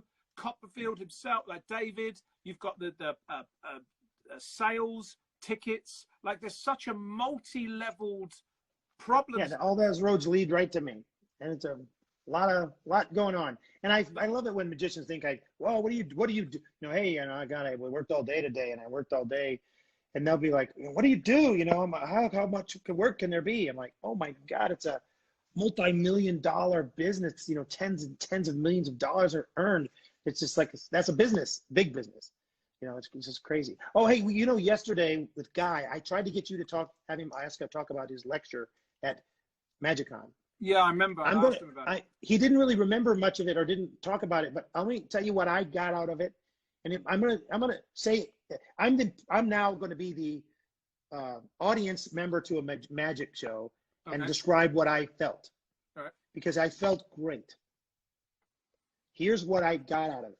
He did something that I just was like, the fact that he did it, and the fact that he said it, and the fact that he understood all this, I was just blown away that people don't understand this.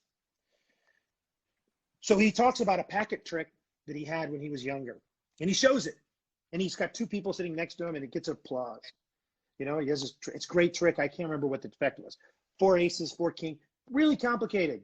You know, his Guy Hollingworthy, you know, kind of little two moves and beautiful, and Guy presents it simple and nice, and everybody loves it. So then he says, hey, you know, I wanted to come up with a non-gimmick version, because it had a bunch of double back cards and half card or whatever. And he says, you know, I want to come up with a version of this with pure sleight of hand, just sleight of hand. I don't care how hard it is. I don't care how much you have to work on it. So for years, he works on this method. And he comes up with it. And he's like, I've used it. I did this. I tossed this out. I tossed this out. And then he shows that version. And it's good. It's good. He shows it. Everybody's, oh my God, more applause. You're great. Oh my God, Guy Hollingworth. And he was playing everyone so brilliantly. So then he goes, you know, and then there was one little flaw in the thing. and he's hire a dentist. And there's one little flaw in the thing. Ignore it. People are weird, yeah. One little flaw in the trick that needed a gimmick. He's like, if I put this one gimmick back, a double back card or double face card, I can make the trick that much better. So he's like, he does it. Everybody's like, oh my God, that's amazing. That's incredible. Holy cow. And now he looks at the audience and he says, you know, what I get out of this is I went through all these years. I took this packet trick. I changed it to non-pack thing. Then I added another gimmick back to it. So now I have to carry a gimmick around. And all in all, the reality of it is it was better as it was as a packet trick. So he brought everybody through this journey of, here's me trying to be creative when I didn't have to be at all. I wasted all this time on something that was already there. And that I don't know why I liked that little 20-minute lecture so much, but I just loved it. I loved that thought process of him realizing it was good like that. I didn't need to change it. I made it worse, making it better, making it worse. And also, I think what it shows is it shows a level of objectivity over what you're doing outside of your own ego, because it's showing this idea of saying, oh, a packet trick is a packet trick, and I'm going to try and do it with sleight of hand, and eventually being objective enough over the process to look at what's actually better, regardless of what I want to happen, what my ego tells me, what sleight of hand is. Like, is that better? Like, or is this just me pleasing myself with sleight of hand? Is it just magical masturbation? And that's a hard process to go through, and it's harder than people think. It's really hard. Oh, I agree. Sometimes you break something that's not broken. John Archer said he wants the Chris Corn story, and I'm never going to let John Archer down. So we went to, and I might get the years wrong and the places wrong a little bit. Yeah, you're being heckled by Homer. I know, I'm already. It's like he's making me laugh right now. I wonder if he was there for all the nice things I said about him. So Chris Korn and I were going to go to, I think it was like a last minute. I can't remember how this. We ended up going to the Columbus Magi Fest. It was a really snowy, bad weather, and I had a little Ford Escort, and it was a manual transmission. Chris had never driven a manual transmission. Now it was like an 8-hour drive. No way I could drive this thing. We left at like midnight because I think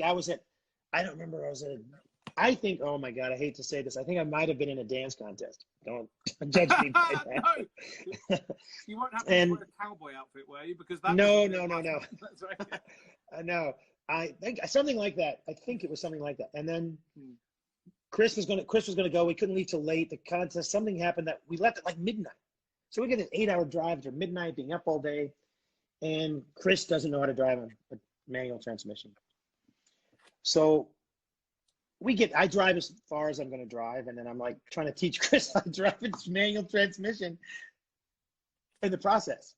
So one time the only way I could get him to take off, because I knew if I got him driving into fifth gear, that he would be okay on the highway. Right, you're fast enough for it. Yeah, you're fine. Yeah, okay. and you know, in retrospect, that was really stupid. Because you're going fast. You're going pretty fast, but it's kind of snowy, kind of bad weather, and you know, God knows how well I took care of the tires on that car back then. So we get on an exit ramp going down, or an entrance ramp to the highway, the freeway, or whatever you call it, and wherever you're from, and we're at the top, and I say, let it coast, and then I had him put it in gear, and I'm shifting the gears, telling him when to put us on the clutch, you know, it's. God. And we finally got it on the highway, got it to going, and he drove God knows how far. And it just shows you, and that to me, what it really means is we would have done anything to go to that Magic Convention. And I guarantee that we had the greatest time. And that was, you know, that's just, you know, a great story of, holy cow, you know, we had to get there. We had to go. And I don't know if it was one of those, it might have been one of those conventions we didn't even have a place to stay. Oh, we just got there. More than likely. Isn't that an amazing thing? By the way, I have this a lot. Like, I'm going to say this now, and it's going to come back to haunt me.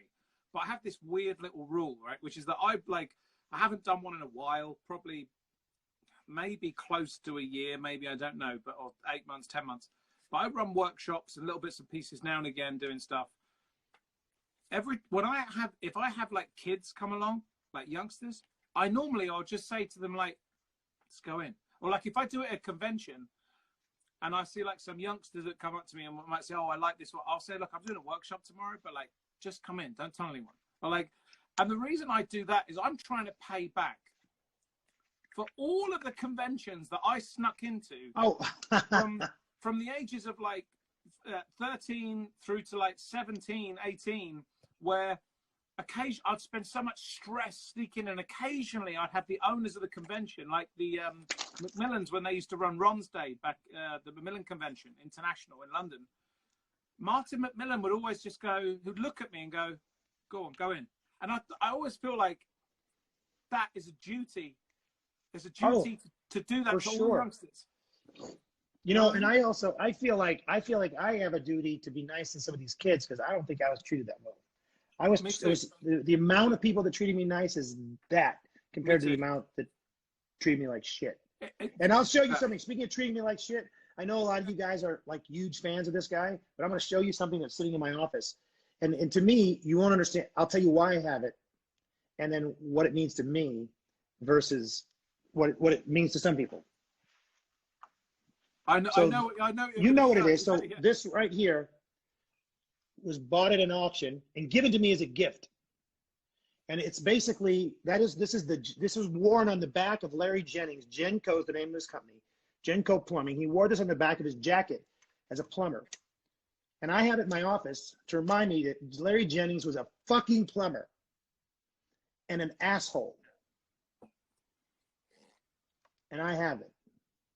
So I know that a lot of people are like, please be the plumbing badge, Nick. So the thing to me, you know, true. The thing to me, it's like, and Larry was a total jerk to me as a kid.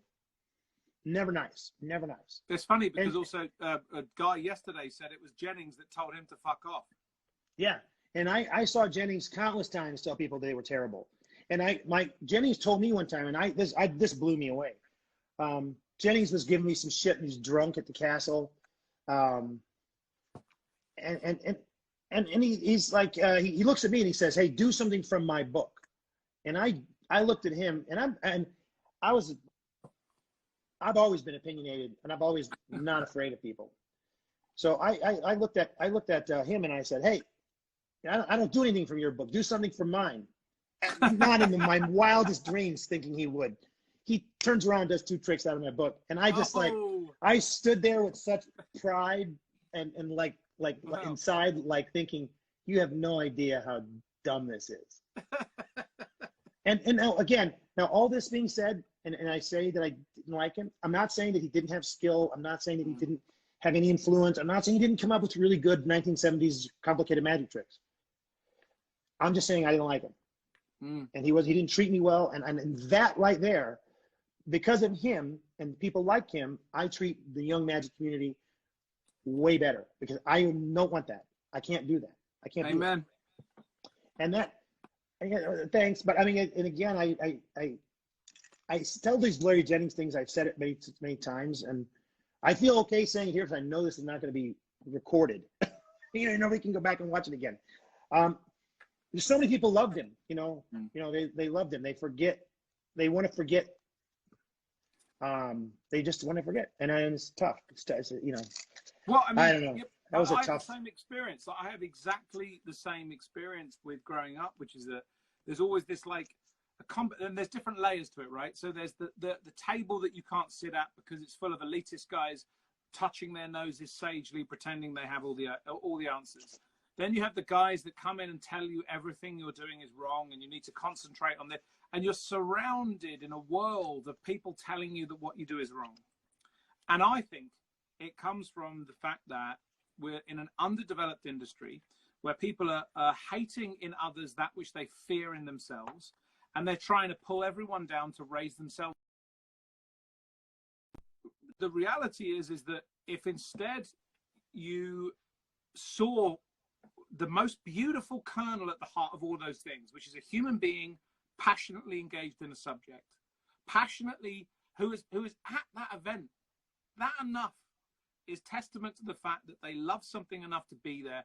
That should be encouraged. And it doesn't mean that everything is equivalent. It doesn't mean that there's no such thing as bad stuff. It doesn't mean that people don't make mistakes. But support underneath the process is something that should definitely be encouraged, especially when it's young. I mean, I would not want to fucking go back to being a teenager or in my early 20s with Magic, because it's fucking difficult. Magic is hard as fuck. It's hard to know when, you know. But you need 90% of our audience is each other, is our problem too. No matter how I don't care what you really think, that everybody goes out and does shows. So much of our world is in selling tricks, making tricks, doing lectures, talking to this. You know, everyone's online doing Zoom things based on talking to each other. They're not really pulling the public in. We're our own audience. So yep. Everybody's jealous or everybody's this. And you know what? I've been there, 100%. I've been there. I've been jealous. I've been upset. I've been mad. I've been frustrated. I've been probably, you know, if you're honest, I've been mean to someone or said something about someone that I shouldn't have said when they weren't there, or yeah, for sure, 100%. And that's, you know, and as you get older, you don't want to do it. You try to be better, and you can give back to people and help, and that's what we don't hear. And, you know, we listened to, you know, you and I talked about, one of your guests was on a week or so ago, and it drove me fucking nuts. Are you talking about the moment the call ended? I had my phone ring and an immediate, again, and I'm now up until the early hours of the morning because you're talking to me for 3 hours. I called you we talked for at least 2 hours. Yep. And that was, you know, I was just, I don't know, I don't really know where I'm going with this, but the idea you and I talked in that conversation was priceless, because we talked about, it brought up things that we wouldn't have talked about on here. And we were very honest with each other about, you know, our own feelings toward people, Magic stuff. Yep. And then none of it was really negative. It wasn't negative. I wasn't negative about any of it, or the people or the person. It was just trying to figure out where they were coming from and where it came from. Yes. Well, you know what? I think that, to me, what I think it all comes from, certainly from me and definitely from you, and it's where when we're talking, you and I are always, I think, trying to get to exactly the same place, because we're trying to get to truth, right? We're trying to get to what's real, what's true. It doesn't mean there's one answer. There could be multiple truths, but we're trying to get to truth. And to get to truth, you have to be vulnerable. There has to be an element of vulnerability somewhere in the process. You have to be vulnerable and honest with yourself. And that is a really difficult thing to do. And one of the things I've tried to do with these conversations on here is get to a state where it's more than just, it's not an interview. This right now is you and me conversing. And the whole point is to find something real and honest and authentic. And I think it's one of the major problems at the heart of our industry, is that true level of authenticity is very, very difficult to uncover, because we spend our lives in a zero-sum game believing that we're competing for limited resources, and it becomes very difficult to find truth.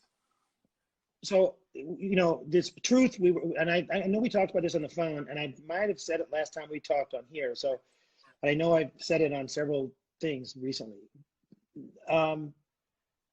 The truth about people, if they could tell the truth, because it's hard. And the truth, when I talked about me being a close-up magician over and listening to Jonathan Pendragon and thinking he's not this, and he doesn't understand, and we're so talented, and all this, finding my own, like, truth is an interesting dilemma. So one of the things that I wish people could do, was say what they were as a magician. And if you ask that question, I don't have a great answer. So when I tell you this question, I'm not going to tell you that I can say the exact perfect thing about myself. So, but I'm just saying, look at this a little different. So I'm not going to go, you know what? And I have the exact answer to what I am when about this question. The question is, what are you? Why do you do magic? Like, for real. And if someone comes up to me and says, you know, I don't really have that much of a personality and it helps me meet people, and man, I like, whoa, that's great. That person usually doesn't say that. They say, I want to do the best I can, and it's an art form, and I take the art as far as I can. And you know, if they said, hey, I just do magic to pick up girls because it's easy, or not even easy, it's a terrible way to put it, but it's not, it helps. It helps them break the ice. It's easier for them to break the ice, being able to perform magic tricks. They like being the magician, the center of the attention. Say that. But when they just say, you know, what are you really using it for? What are you really using it for? What are you getting out of it?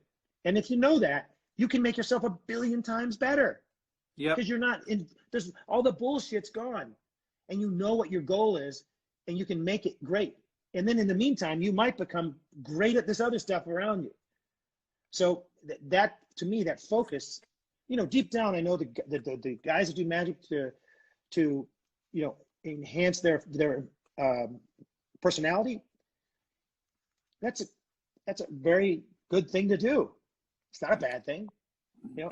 But don't tell me that you are trying to be an art form and you're trying to do the greatest stuff you can, and then you turn around and do ring flight, card to pocket when you perform. But then you're sitting there talking about all this stuff, but you never use anything. How many guys write books and don't do any of those tricks for people? You'd be surprised. No, it's unbelievable. You'd be surprised.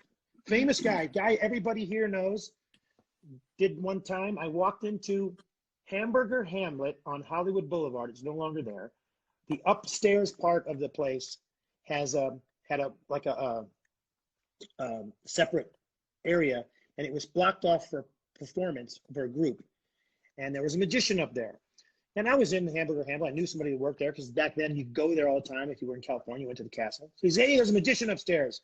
So I say, all right, I want to go watch. I normally would never even care. But I'm like, I'll go see who it is, see who watch. I go up and I immediately know the person. I'm like, holy cow. And they do invisible deck. Now this person has a book that a lot of you have. This person does invisible deck, ring flight. He did a really just generic Tom Mullica card to wallet kind of style thing, which is a great trick, but I'm just saying it's not like he did crazy work and did his own great card to wallet.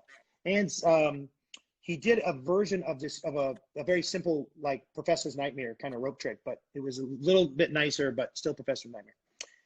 And he was panicked that I was there in the end.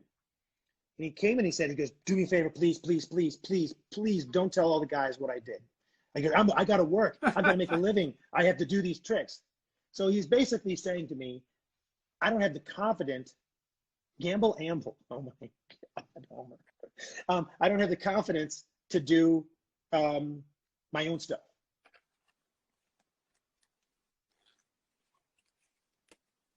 So, you know, it's just,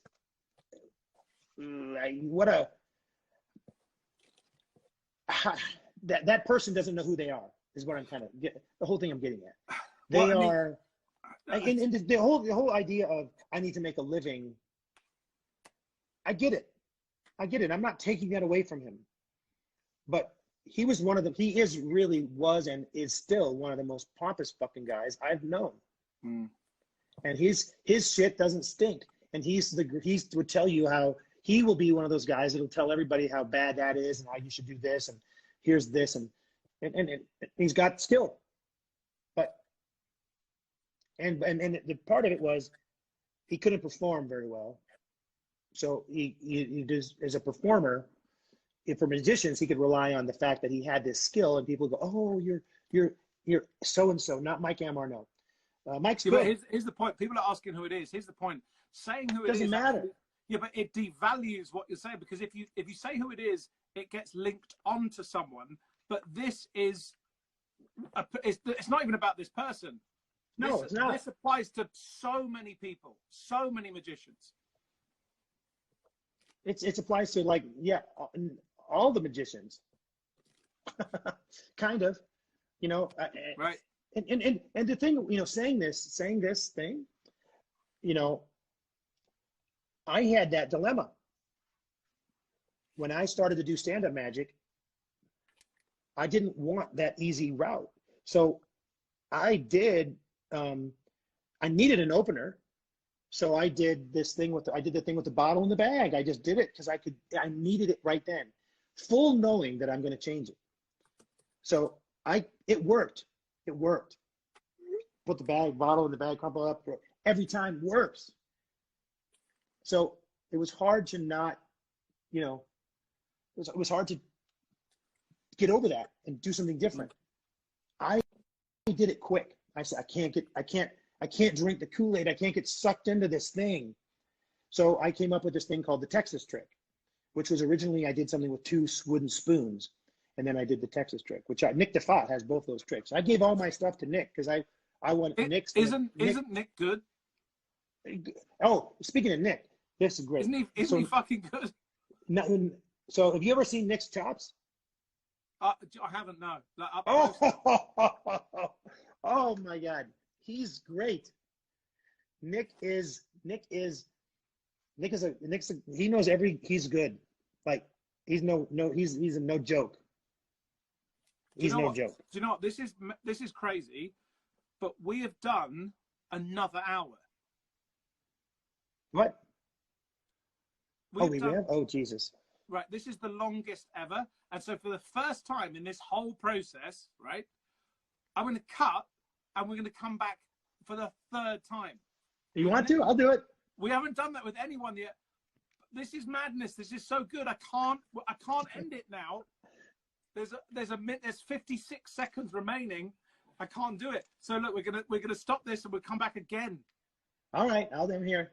Jesus. All right, okay. Let's go. Okay, bye. All right, bye.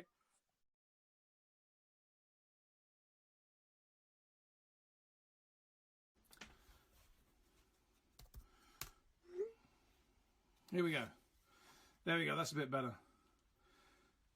So it jumped on. For a minute, was only registering like 2 people, but now I can see everyone coming in. There we go. Everything's great.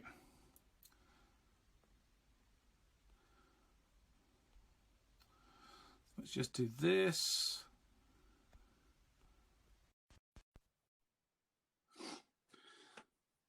There we go, Chris.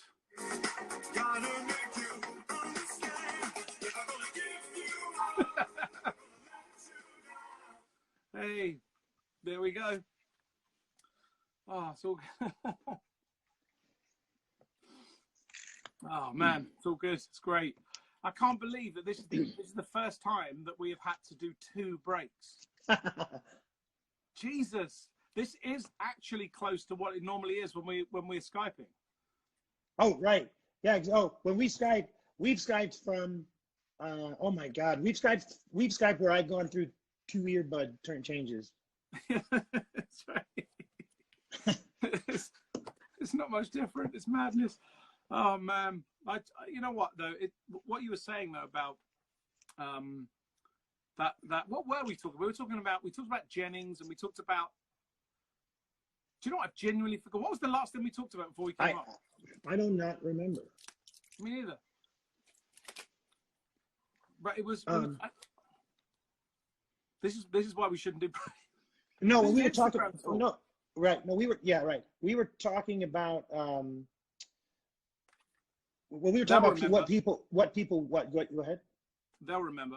Oh, yeah. I thought we were talking about like what. Oh, Hamburger Hamlet. Yeah, that's right. A person being that crummy magician. Well, they said that crummy magician. They weren't really a crummy magician. And Nick, when I say Nick, I mean Nick DeFott. Nick DeFott. Yeah, we're talking about Nick. Nick is he is a triple threat, man, and he's creative. He's funny. He does good magic. He tries to do original magic. He's got thought, heart, and you wouldn't know it if you didn't know him, but he has unbelievable skills and can do every gambling move you could possibly imagine. And he knows everything about gambling gimmicks and It's just, you know, I couldn't say enough nice about him and good things about him. He's really great. And you know, Nick is the absolute opposite of the person I was talking about.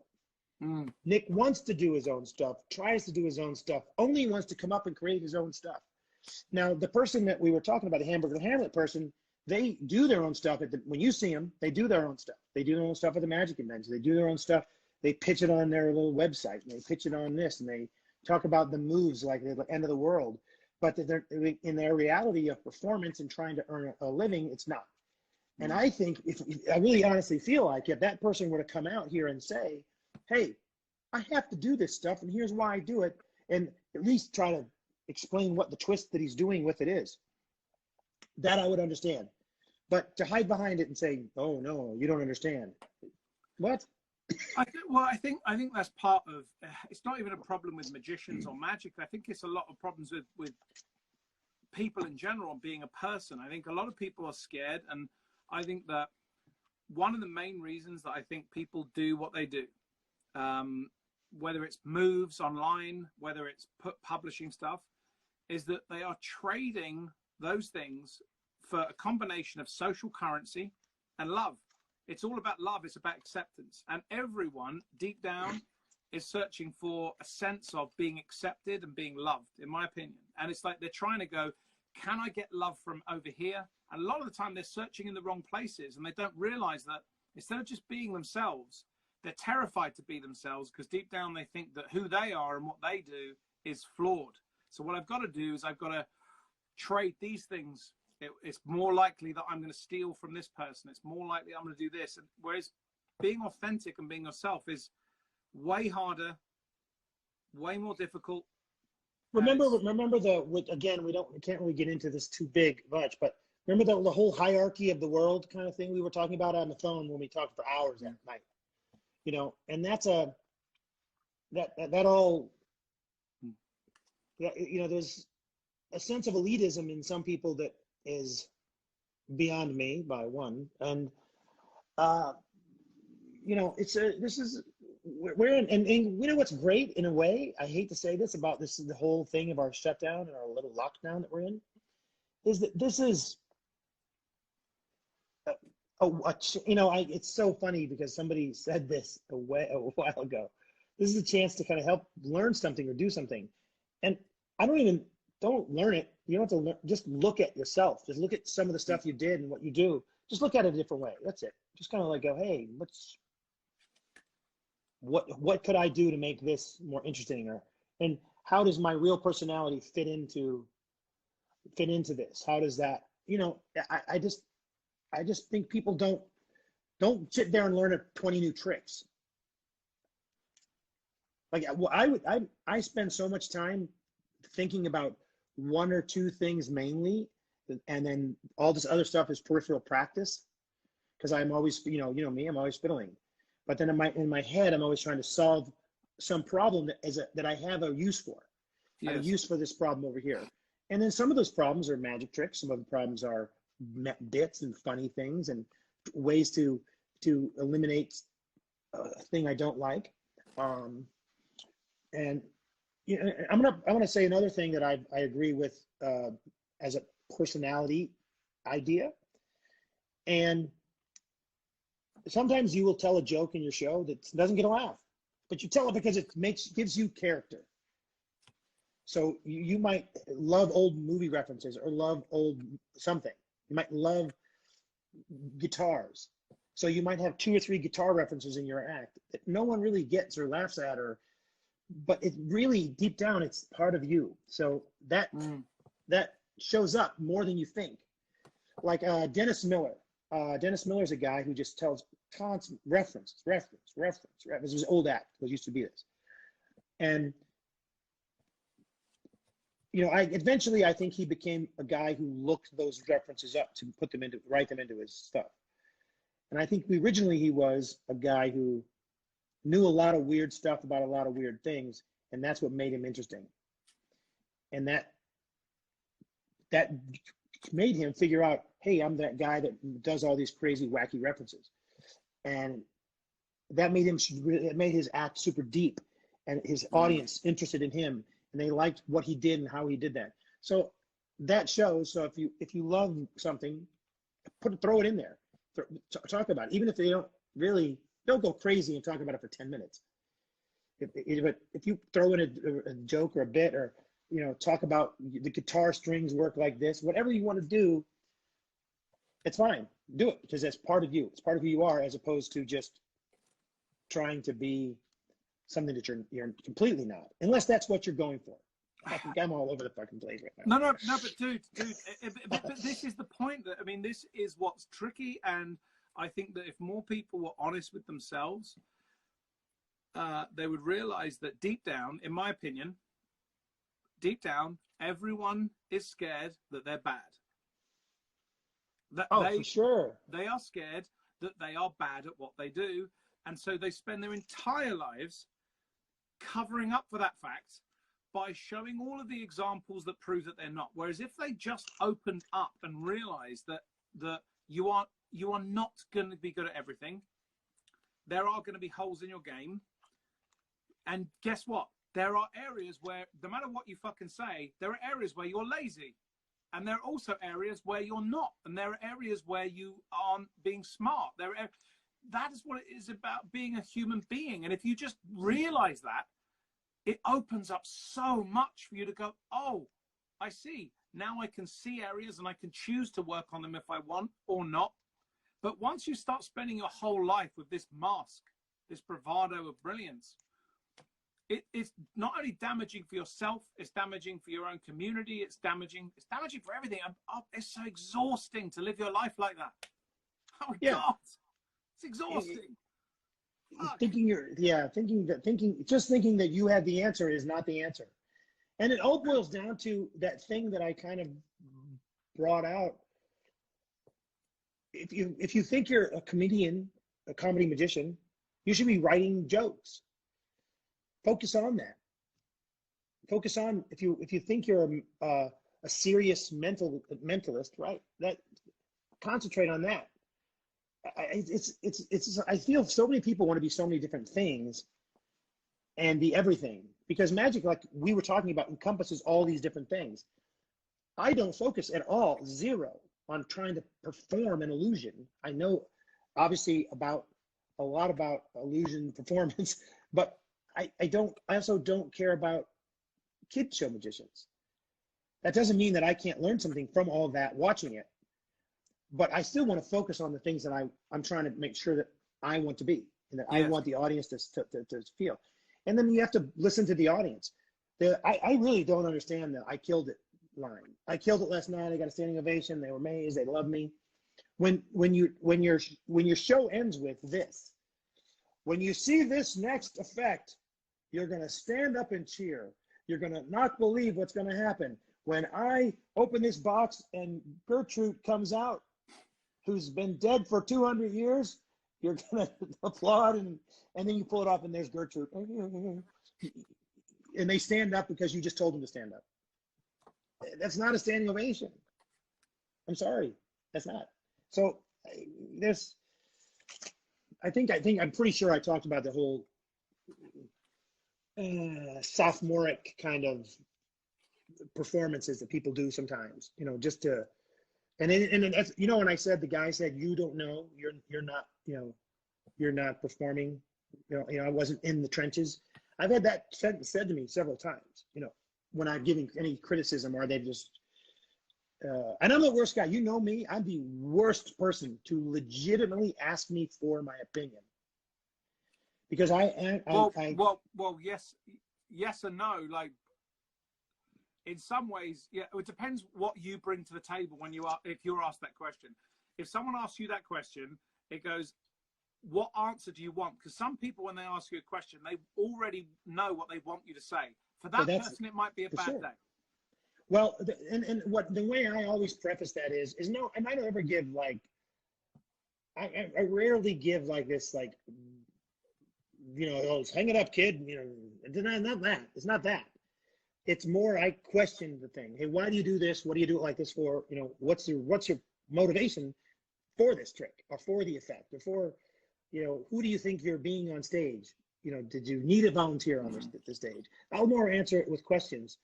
But when someone sends me a tape and wants a legitimate review, I'm a tough person to ask, because I'm going to tell them, hey, this could probably, I don't particularly like this. It's not my kind of thing. And this might be off-putting to the audience, or what did you think of this? Or is there a reason that you've done this? Is it because it's easy? Is it because it works? And that's not what they want to hear. They want to hear, I did great. I got applause. I was awesome. And the other thing is, this is also a very interesting little fact. And I've said this before. I get people, I used to say they send me tapes, because back when I was younger, they used to send me videotapes. People, you still hear me? Yep, you got me? Wait. I think I need to change earbuds. All right, I'm back. Okay. I'm back, my earbuds. Send me tapes and send me things, okay, to give me my opinion. So I only get two types: close-up guys or illusionists. Very rarely will I get a stand-up guy who's performing actual stand-up material. And the reason for that is they actually get audience feedback, and they don't need me. When you do close-up magic, 90% of the time they're applauding the trick. You do a trick and they go, oh my God, that was great. He found my card. They don't know anything about you. They don't know anything about you. They don't care about the story, because they're not telling one. You're just telling the story of, pick a card. I shuffled them. You shuffled them. Now I put them in here, and I took the two kings and I stuck them in the deck, and then I covered it in the box, and then they appeared. Whatever the effect is, that you're just describing the effect, and it happens, and you get the reaction. So they want advice. But the guy that does stand-up, that does comedy, or does that, they never send me anything. They have an audience that's listening to them. They don't hear it. They don't need it. But these other people want to hear, oh my God, that's a great idea. Holy cow, that was great. And the way I say it is, do you want me to be really critical, like I would be critical to David? And that's a truthful statement. Yep. So if they say that, then I'm going to say things to the effect of, your blocking and your staging isn't right.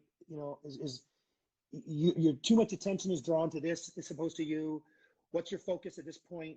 I know this, you're using this music, but it's too loud, or it's going to be that kind of advice. And that's really not what they want to hear.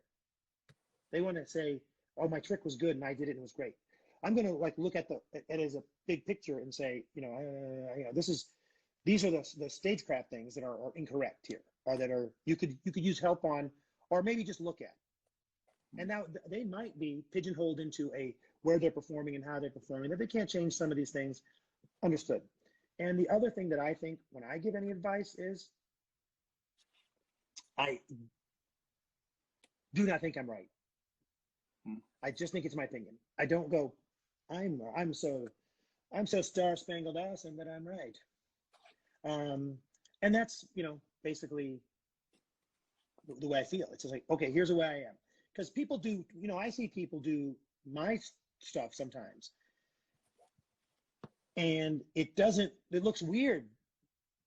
It looks weird sometimes, but it's good. It's still good.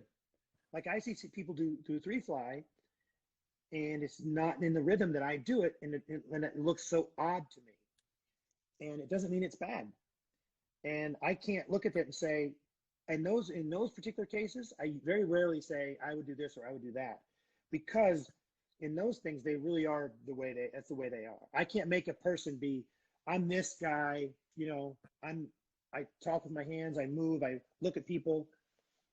Some people aren't like that. They want to study the effect as they're performing it. I'm not that. So they figured out how to make this effect work that way for them. I leave it be. I don't need to. Who am I to tell them to be like me? Because I'm not me. I'm me. I'm not them. And it's a very difficult thing, I think. Someone asked a question a minute ago saying, it's all well and good being a pro, but what about being a social magician? I mean, my answer to that would be, is I'm probably sure it's the same to you, which is that it's almost exactly the same stuff.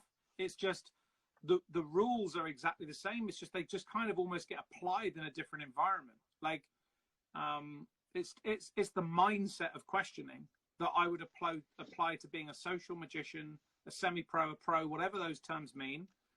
It's the questioning of going, what works, what doesn't work, what's true, what's not true, how to make this better, where am I lying to myself, where am I not? It's the mindset that if all of a sudden, you know, if you're doing analysis of someone on stage or performing on stage, if you're looking at someone in a social environment or you're being in a social environment, you're still applying the same thought process. It doesn't change, right? Yeah, not at all. It's social magician is I think again, we keep saying everything's an art in a way. Being a social magician has its, and there are certain things about being a social magician I can't do, I wouldn't do. And I've seen guys that are not good at performing that are fucking believable social magicians. Yep. And that's you know, that's an interesting way to look at it. You know, someone just posted something, and it's a friend of mine named Greg Devereaux. His name's Greg Bruton and his middle name's Devereaux. He goes by Devereaux, and he's one of my best buddies. And he does a little of everything. And he does a close-up act that's very unusual. And I'll talk about two things with Greg. I'm trying to not use a bunch of names to put, but he did a show with other magicians, and he was brought in by this guy who hires all these guys, and he'd been trying to work for this guy for a while. So he goes in, and Greg kind of blows the client away because Greg has this interesting approach to his close-up, his walk-around. He has an assistant. He brings an assistant that helps, and she interacts because he's kind of a stage guy, but he does really good close-up magic. He picks really smart tricks. He does really good stuff. And that idea of bringing that in there, that's him using his theater idea of doing this big theater thing and taking it in small, and it worked, and it works. Mm. And he can, and not everybody could do that, but I love the fact that he tried to be different.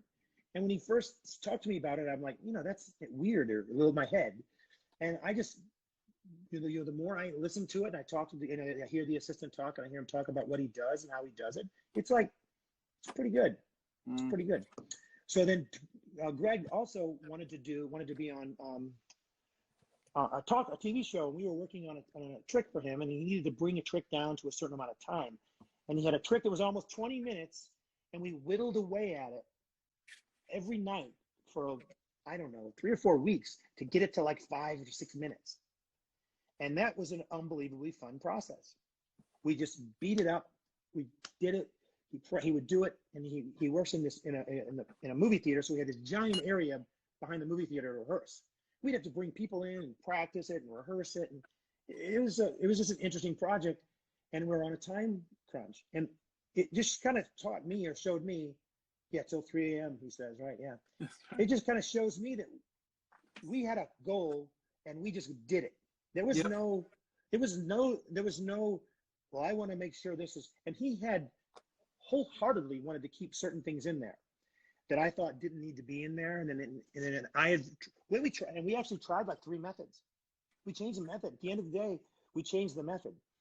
And then now that is something that he does in his stage show that's smaller. It's a smaller thing now than it was before. And I think he thinks it's a better thing. And now I'm not saying I put all this there. I did this for him. We did this together, and he knew what he wanted, and he's very smart. So he knew exactly what he wanted, and he knew how he wanted the audience to perceive him. So this is what I'm trying to say is all you got to do is work hard and have a goal. And that's what we did. That's what he did. That's what the goal was. And since then, we've worked on other things. We recently did it to something else. He had another effect, and he asked me if I'd come help him simplify it. That's all we did.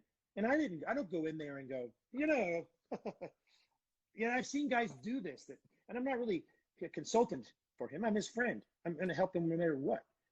So it's more like he's someone's asking something. Thanks for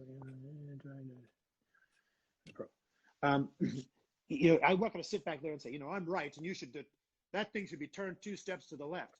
Because there were a few things where I said, why don't you try this? I think it'd be better if you do this. And it was just about elevating the chairs and lowering the chairs. And like my thought didn't work. And the kind of thing is if I would have just said it and we didn't actually physically fucking try it, I might have thought that my idea would have worked. So that's also gets to, you have to try it. If you think, if you're working on a thing and you just go, it'll be better if they do this and I put this over here and that over here. Try it, fiddle around with it, play with it, and that's the way you get better. That's the way you progress. That's the way you learn things. Yeah, and the answers are not always obvious. The answers are sometimes tough. Sometimes you come across a roadblock which looks like there's nothing. Sometimes you look at a problem where no one else sees a problem. I mean, it's tough. Also, the thing is, it's difficult. The answers aren't easy. And also the things that are worth uncovering, the answers worth discovering, normally come from a process that is not easy. And I think I am still almost daily struggling with something that I feel that 99% of magicians aren't even thinking about because it seems so obvious to them. And that is just the revelation of a card from here to here. There is so oh, much, I know that. I get that. right? There is so much where I'm like, there is so much to do with where it is in space. Oops, stop that wobbling. Where it is in space, how I've got into this position, how I am turning this card in different directions, what it means when I turn it, what I've done before it and after it. And like I was talking this with Jeremy Griffiths a while ago, I have this idea about isolation.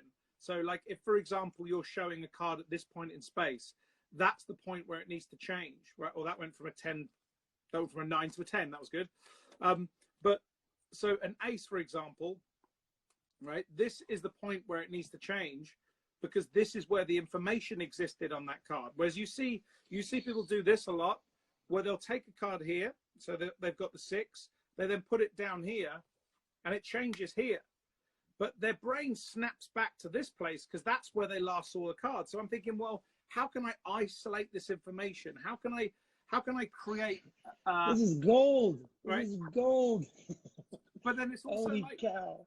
So I start thinking about, well, what about, why am I even turning it? Do they turn it? Do I turn it? Where do they hold? There's so much that I don't get in that whole process about turning a goddamn fucking card that I just see countless spirals of things that I want to investigate.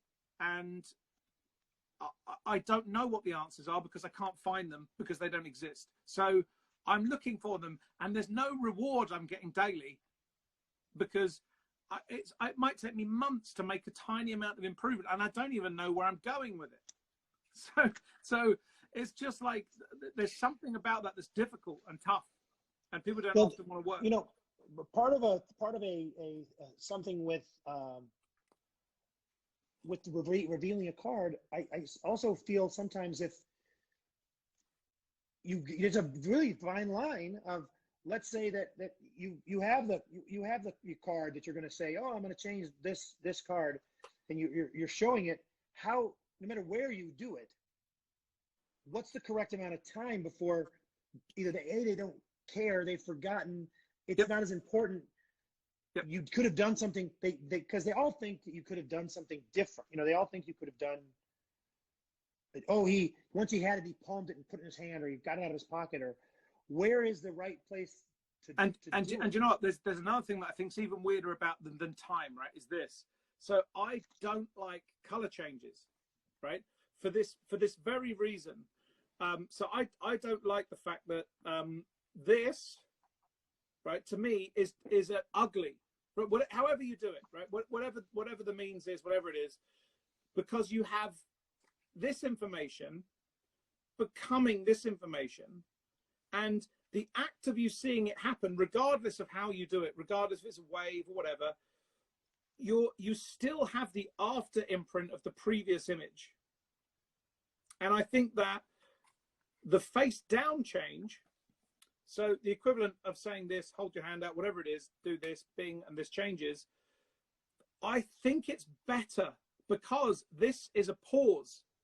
Like this, the fact that it changes face down is, have you seen those examples that you can get with where you have to like spot the difference and they flash up like a gray, it's like it flashes between two images and then a gray screen is flashed up in between the images. Oh, I know. Okay, so I think that it affects the perception of what's happening and what you can see. And I think the equivalent of showing a card here and turning it down and it changing, it fundamentally changes the way in which someone reacts to the impact of an effect. It also adds mystery because you don't see the switch. If you look at this, not only do you affect, no matter how beautifully it's done, you're essentially seeing the methodology. Even if it doesn't matter if you show the hand empty first and do that, right? The moment you see that ping into place, you're effectively seeing the switch happen. And and I'm spending my life going, it's tricky because I think that the face down is deeply psychologically better because this turned down to that and then changed is better. So it's like, but my point is this, if I had a card right now where I can just hold it and it changes instantaneously, of which those cards now exist, right? Of which I can hold a card, do this, it's now the King of Spades. I don't want that as the goal. It's, to me, better to do this and to do this. Because I think that that break in perception is better. And so I start thinking, well, how does that apply to revelations? How does that, is that changed by time? Is that changed where it happens in space? And yet most of the time, all I'm dealing with is still a top change or a double lift or a second deal. And yet I might spend months lost in something very small, but it's because I don't know what the rules are yet. And because I've not seen them defined in the rules of magic.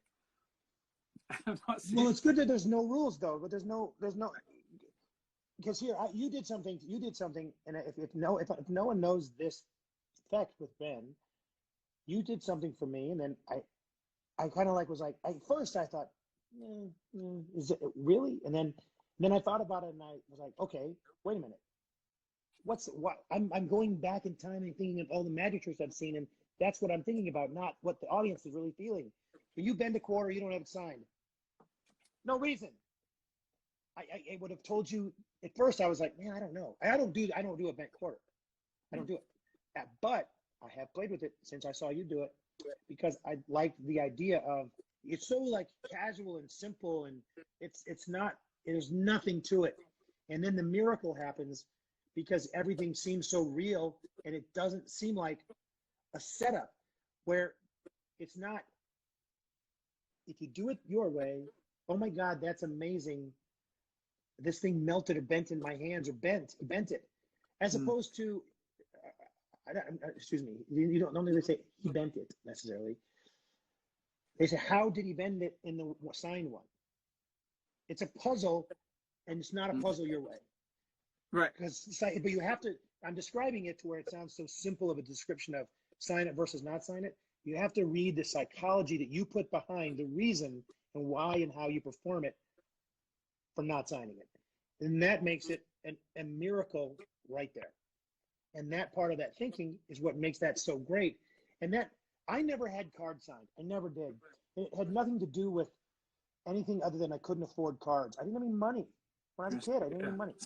So, and I never did it as a kid. And it's come back through. It's why I did no folded card stuff, no Mercury card fold stuff when I was young, for that reason as well. Because I was like, if someone signs a card, at least I can get through a few.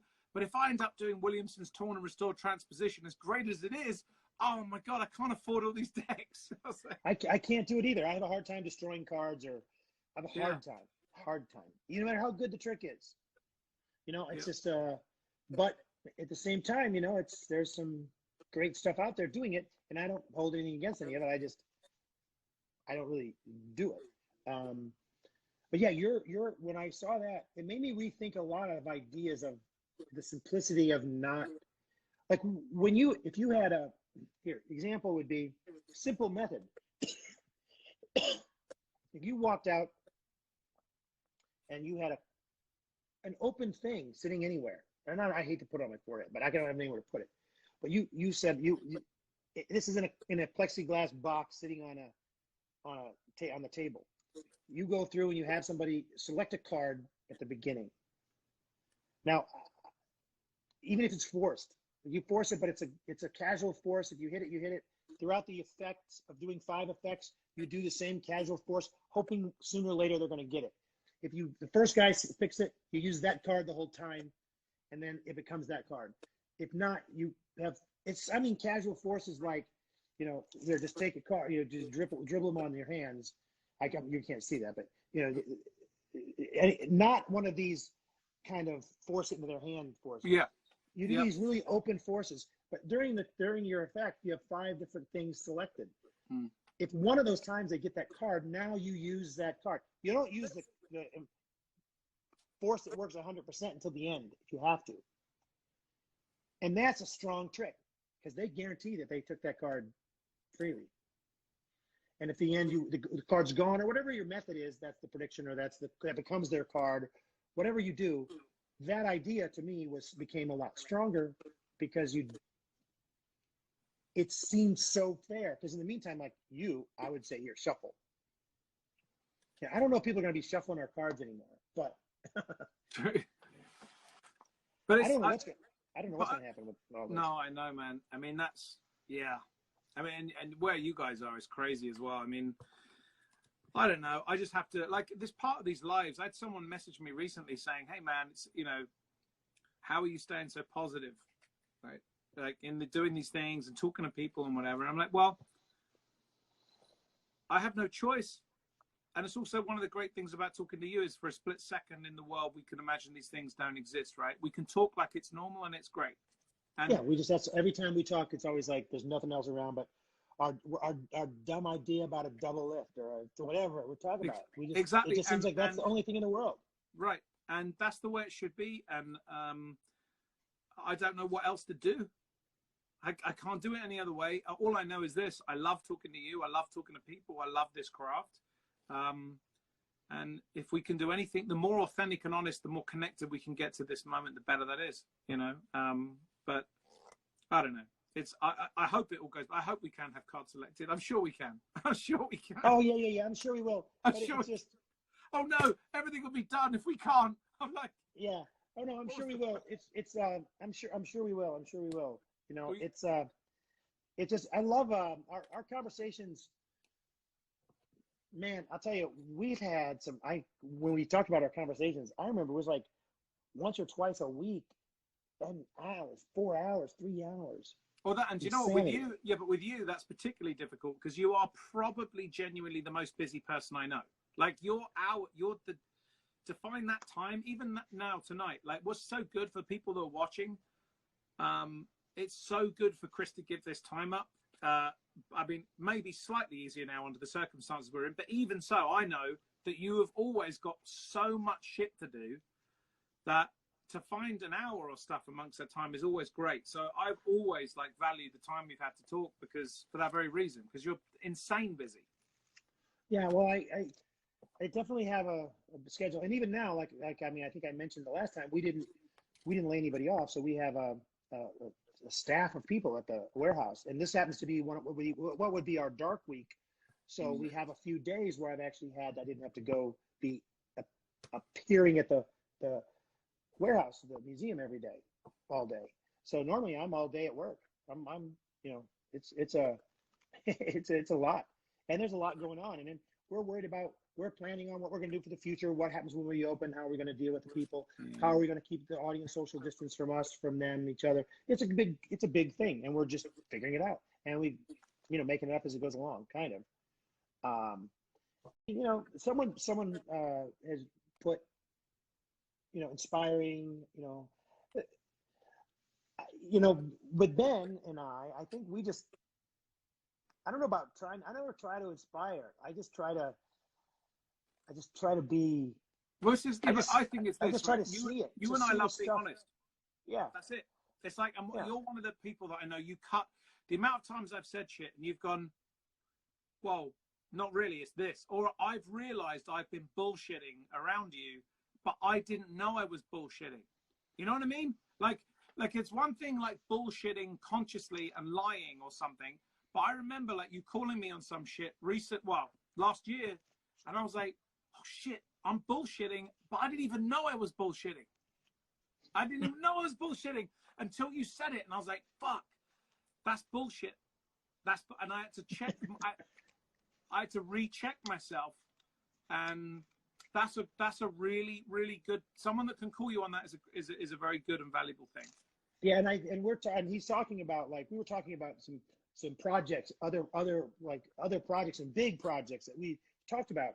And, you know, the good thing about all of that is what's good about speaking with Ben is I can say, hey, and like I said, when I say, hey, what about this? Or I'll ask a question, or I'll say, you know, I don't know if I think that's right, or it doesn't work that way. And then you'll explain to me why you think it works that way. And I'll either ask 5 more questions, or I'll just go, you know what, you're probably right. So we have this great relationship of talking to each other. And right. You don't have that with everybody. Not everybody wants to talk, number one, or wants to listen, or wants to even have a conversation. It's not just about their opinion. Right. And that's a thing. And if a lot of magicians would, see it for, see it for what it is, one, and then just expand on it, make it whatever you want to make it. Well, no, but I think what you're saying is it's about, instead of trying to find things that support your own opinion, having that confirmation bias, it's good to have stuff challenged, and it's good to have an honesty that's inherent in that process. And I think that one of the things that I always value in that is that there's always that sense of realism. There's always that sense of, we might massively kind of vibe off the same idea, but then you might go, don't get it, that's bullshit. Or I might go, oh, I don't agree. And then it's that honesty that's inherent in it. And I think what's great about this is, especially tonight, and we've done, honest to God, we have done coming up on 3 hours. Which we'll have to stop at. It's insane. So we've done coming up on 3 hours. And what's great is, and it's one of the things that I'm so happy about in this process, is that actually this is very close, I mean, it's slightly different because obviously we know there are people watching and it's slightly different, but this is really goddamn close to realism. And what I try and get with Danny on a Friday night, with how Danny and I talk and how we take the piss out of each other, and it's a bit more kind of, boisterous. This is so close to how we talk and what we do that. Oh, exactly. That this is the point in these. This is the point. Is to give people senses of realism that exist. And for that, I can't thank you enough, and thank you for coming on. But I don't want to end it right now, but let's take because look, we're going to go again, and I'm already seeing that we can easily talk for another 15 minutes. I mean, that's stupid. Oh yeah, sure. So like, why don't we have people will start shooting some questions in, you take some questions, hit those, and then we will have to call it a day. But I could do this all day, mate. Oh, I know. I definitely could. I tried to get you all night to do card tricks. I'm actually going to go to bed tonight, though. Jesus, I'm tired. Oh, I know. It's just so funny when I realized how late it was for you. It's like 3:30 in the morning. I was at nearly 5 o'clock. I'm like, yes, Chris, another clever variant on the Zarro. Please let me sleep. Yeah, because that's as you know, I'm not getting a feed much. As you know, there's there's every move we've talked about. I can't tell you the amount of times that we have. Chris is coin magic for magicians. That's Kayla Morelli producing Impossible Object. Great story. Okay. Don't let me forget the Kayla Morelli story. All right, we'll end on that. So yeah, it's great. Answer one other thing and then end on the Kayla Morelli. It's coin magic just for magicians. That's I don't know. No. It's all in the performance and the performer. That's like saying it's for sure can be done for people. I think that coin magic kind of gets a little out of hand sometimes and becomes too much of a high meta. Coin. Too meta, or just high. Where's the coin kind of thing. And that's not bad. It's just, do you know what? I got a lot of shit recently for saying on a podcast somewhere, I don't know where I said it, I can't even remember now, but I openly said that I hate Ramsey cylinder and coins. And I don't think we've ever talked about that. Like, what do you think of the cylinder and coins? Because I can't get on with it. It's too complicated. It's too messy. I can't stand it. Okay, so here's my thing. You know, again, this comes to I was told when I was a kid.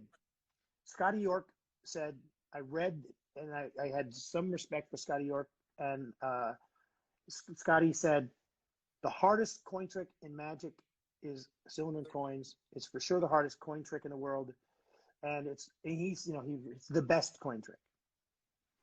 So I have to do this trick. So I learned it word for word. I learned it as is. And then I came up with a million versions. I have so many versions of that trick. I've never performed it once because I don't think it's a good trick. And the reality of it is I came down to so many good things have come out of me playing with that trick, though. So many good moves and good technique and good ideas have come out of me trying to solve the problem of making that trick that's not good for me, to me visually, trying to make it good. I watch Carney do it. It's like, oh, it's kind of, okay, it's good, but Eric Mead did it on Penn and Teller. The trick's good. Eric does it good. Conover did it great. Conover always looked like a guy when he performed it. He looked like a guy who just stopped smoking cigarettes a week ago, and he had to have a pack of cigarettes because he's always, and that was his style, and that looked great in him. And Nick DeFont just said, such a great trick to practice, and yes, it is. I sent Nick some video of me performing that trick, and he called me recently and said, I'm trying to figure out how you did this last part. But it was only the vanishes. So now I don't care about the cylinder. I don't care about the wand. I don't care about anything. Now it's only become the idea of vanishing 4 coins one at a time, and they're gone. Right. Really gone. So I wanted to be able to do the same sort of a visual effect. And in all reality, it doesn't matter. Then I took it down to what it should just be 3 coins for me. So then I played around with just vanishing 3 coins, but really, they really vanished. And I didn't want to use these crazy gimmicks where they all fold into each other. I need coins. I need to toss them around. So that's been a problem, kind of like with the Tamara's 3-card selected thing I talked about a long time ago, hours ago, where you had 3 cards selected, shuffled in between, you bring the deck back and you find those 3 cards with that one deck. That's been a problem of mine for 25 years, maybe 30 actually. And so cylinder coins has been a problem for me since I was 16 years old. I'm 58. So, it's a long time. And I have whittled it down to, I just want to take 3 coins, show them cleanly, vanish them one at a time cleanly. That's it. It's a trick that existed before. But through playing with cylinder coins, that's what I've learned. I've learned so many different techniques and ideas and gimmicks. I tried only sleight of hand. I've tried gimmick the shit out of it. I've tried a little gimmick. I've tried magnets. I've tried this. I've tried, you name it, I've tried on that trick. Never performed it, won't perform it, don't think it's worth performing, but it's a great exercise. That's my opinion of that trick. It's great answer. And I think that there are also, I would have given that answer for cups and balls, which is that I'm that way too. Same thing. Right. So I when people talk about it being the greatest trick and all that stuff and blah, blah, blah, I always think the same thing, which is that there's something about that trick that I fundamentally don't like, even though it's got all these loads and amazing bits and pieces. But is it a good thing to practice? Because you vanishes, movements, transitions between moves, principles. There's all this stuff and movement you can practice. Staging. Yeah. But guess what? Someone on here recently said something and it's brilliant. It made me go, fuck, that's great. I didn't think of that. Billy. So when Billy was on, Billy said something. And she said to me that it's on the live, she said, well, you know what? It's one of the best tricks possible on the street. Because people fucking stop. When you put cups out and do this, people fucking stop. And I sat there and I was like, man, that's like this. Because exactly. Whenever I think of the cups and balls, I'm thinking of it, me doing it, right? Or showing an audience. But where did that originate? That trick more than likely was something that was happening in streets. And I think that as a result, you've got shiny objects, you've got movement. So it's one of those, for me, a great learning lesson, which is that for the learning lesson, what's wrong with me? I can't speak. It's a great lesson, which is, I have that opinion. I think it's right generally, but there's always an example counter. And Billy provided it the other day, and I thought it was a very interesting one. But anyway, let's go on with that brilliant answer. But let's go on with the Caleb Morelli story. We'll end on that. We'll end on the Caleb Morelli story. So this story is, you won't believe it. You're going to say, no way, impossible, it couldn't happen. Oh, by the way, very quickly, sorry. Here's what I'll set up the whole ending. So we'll do the Caleb Morelli story.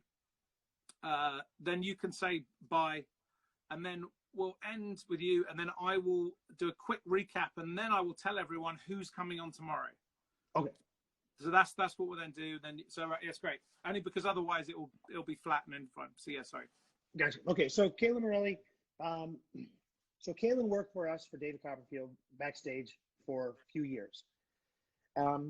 And well, first off, that's one thing to know.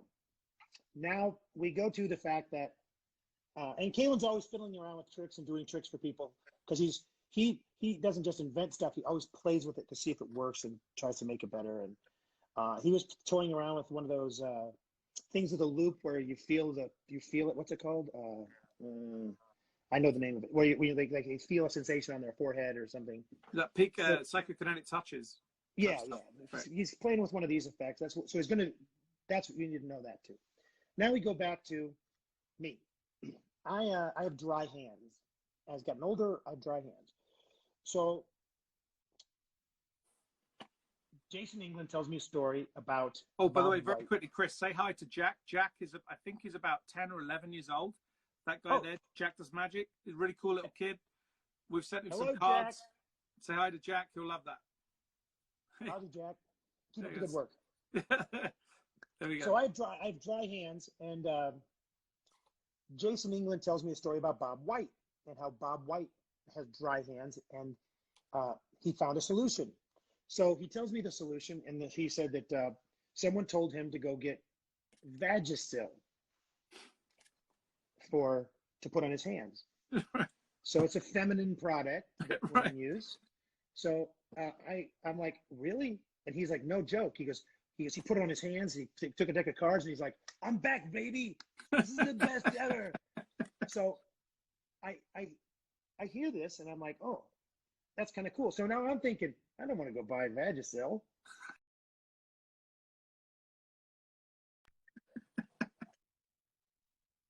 Kaylin, Blake, Dan White, Patrick Kuhn, and we're all in the room with us. So I'm telling all of them this story about the Vagisil, and they laugh at me, Vagisil, ha ha ha ha.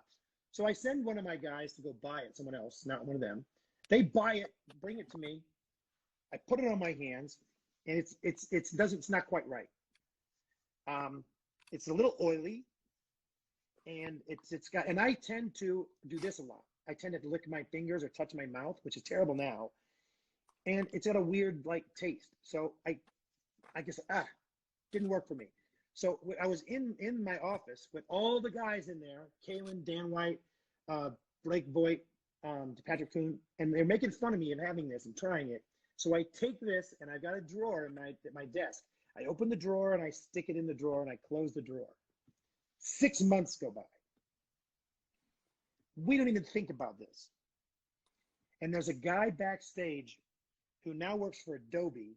His name is Jason Ortel, and he used to work for a company that edited. He did a bunch of stuff for Hollywood at the time, and he was backstage working with us on a project. And Jason Ortel says to Kaylin, he goes, "You're a magician, do a trick." Do a trick.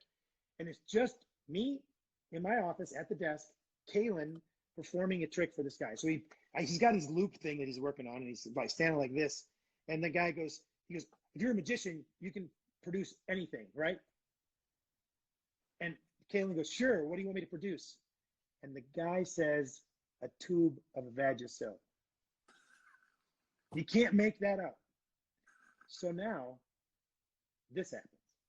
Kaylin doesn't say a word, but I can see his demeanor goes to, I can see him like he knows I heard that. Mm. And all he didn't look at me. He heard my drawer open. I picked that thing out and I thumb palmed it, And I went to walk out of the room, and he did not look at me, nothing. He just put his hand behind his back, and I shoved it in his hand. And he's got it in his hand now. Now I walk out the room, and I'm standing at the end of the hallway so I can hear the rest of this whole thing. So Caitlin didn't know what to do. Later he said I didn't know what to do, how to produce it. So he just reached behind his ear and produced this Vagisil. And this guy buckled his knees to the ground. He couldn't believe it. He was like, oh my, oh my. And he's on the ground, and he stood up, he took his phone, he started calling people. And I've never seen anything like that in my life. And it was like, you couldn't make that up. It couldn't have been a more amazing scenario, but it just happened. It just was one of those things that you got so lucky and so just at the right time, the right thing, the right person. And we never told Jason that it was what happened. And he just thought, and you know, and Kaylin very smartly did not do anything else. But it was the greatest. When I handed him that thing, it was just like ba-boom. And well, the next time I see him, it's one of those things that have to go on your CV. The greatest. What if he ever gets asked in an interview or something? What's the greatest trick you ever pulled? It'll be producing a tube of Vagisil. Right, exactly. Oh, exactly. Chris. Oh man, this has been epic and absolutely phenomenal. Loved every second of it. It's been amazing. It was fun. It was awesome. I'm glad I could stay this long. You know, it was good that I didn't have anything to, you know, I don't have to go. God, I have a bunch of text messages, but I don't have any. You know, I didn't have a bunch of commitments today, so it worked out perfect. It's perfect. And you know, I know you don't. You know, thanks for bringing me back. I know you're not bringing a bunch of people back, so that's awesome. You know, everybody there, thank you so much for putting up with just basically Ben and I talking to each other. That's it. This is it. So what you just witnessed was what we do. What we do all the time when we talk. That's it. This is it. It is really not much different. And a lot of times we talk through Skype, so it's almost identical. Yeah, yeah. Because we'll always talk about moves or this or that, or you know, that comes involved. We didn't do much magic just at the beginning, but you know, normally we're always doing magic stuff. So again, I know you're probably going to run out of time again. So thanks, and so true. You are the best, Ben. You are the best. Ben is the greatest. And I will cut out. No, we'll dude. Everyone give Chris a load of love. You're absolutely amazing, you. Chris. Thank you so much for coming on. It's been genuinely brilliant. Yeah. So I don't know what else. It's always weird ending these things, isn't it? Because technically we don't. Here comes the finger of ending it all. Right. You know, but what happens with you and I is we usually end because one of us has to go to sleep, or B, our AirPods just are gone. Yeah, that's it. We're just like, then it's done. All right, dude, man. Love it. Absolutely love you. Thank you so much for coming on, dude. All right. Thanks, man. I love you. Love you guys. Everybody, thank you much. See you guys in the Cheers, fingers. mate. Amazing.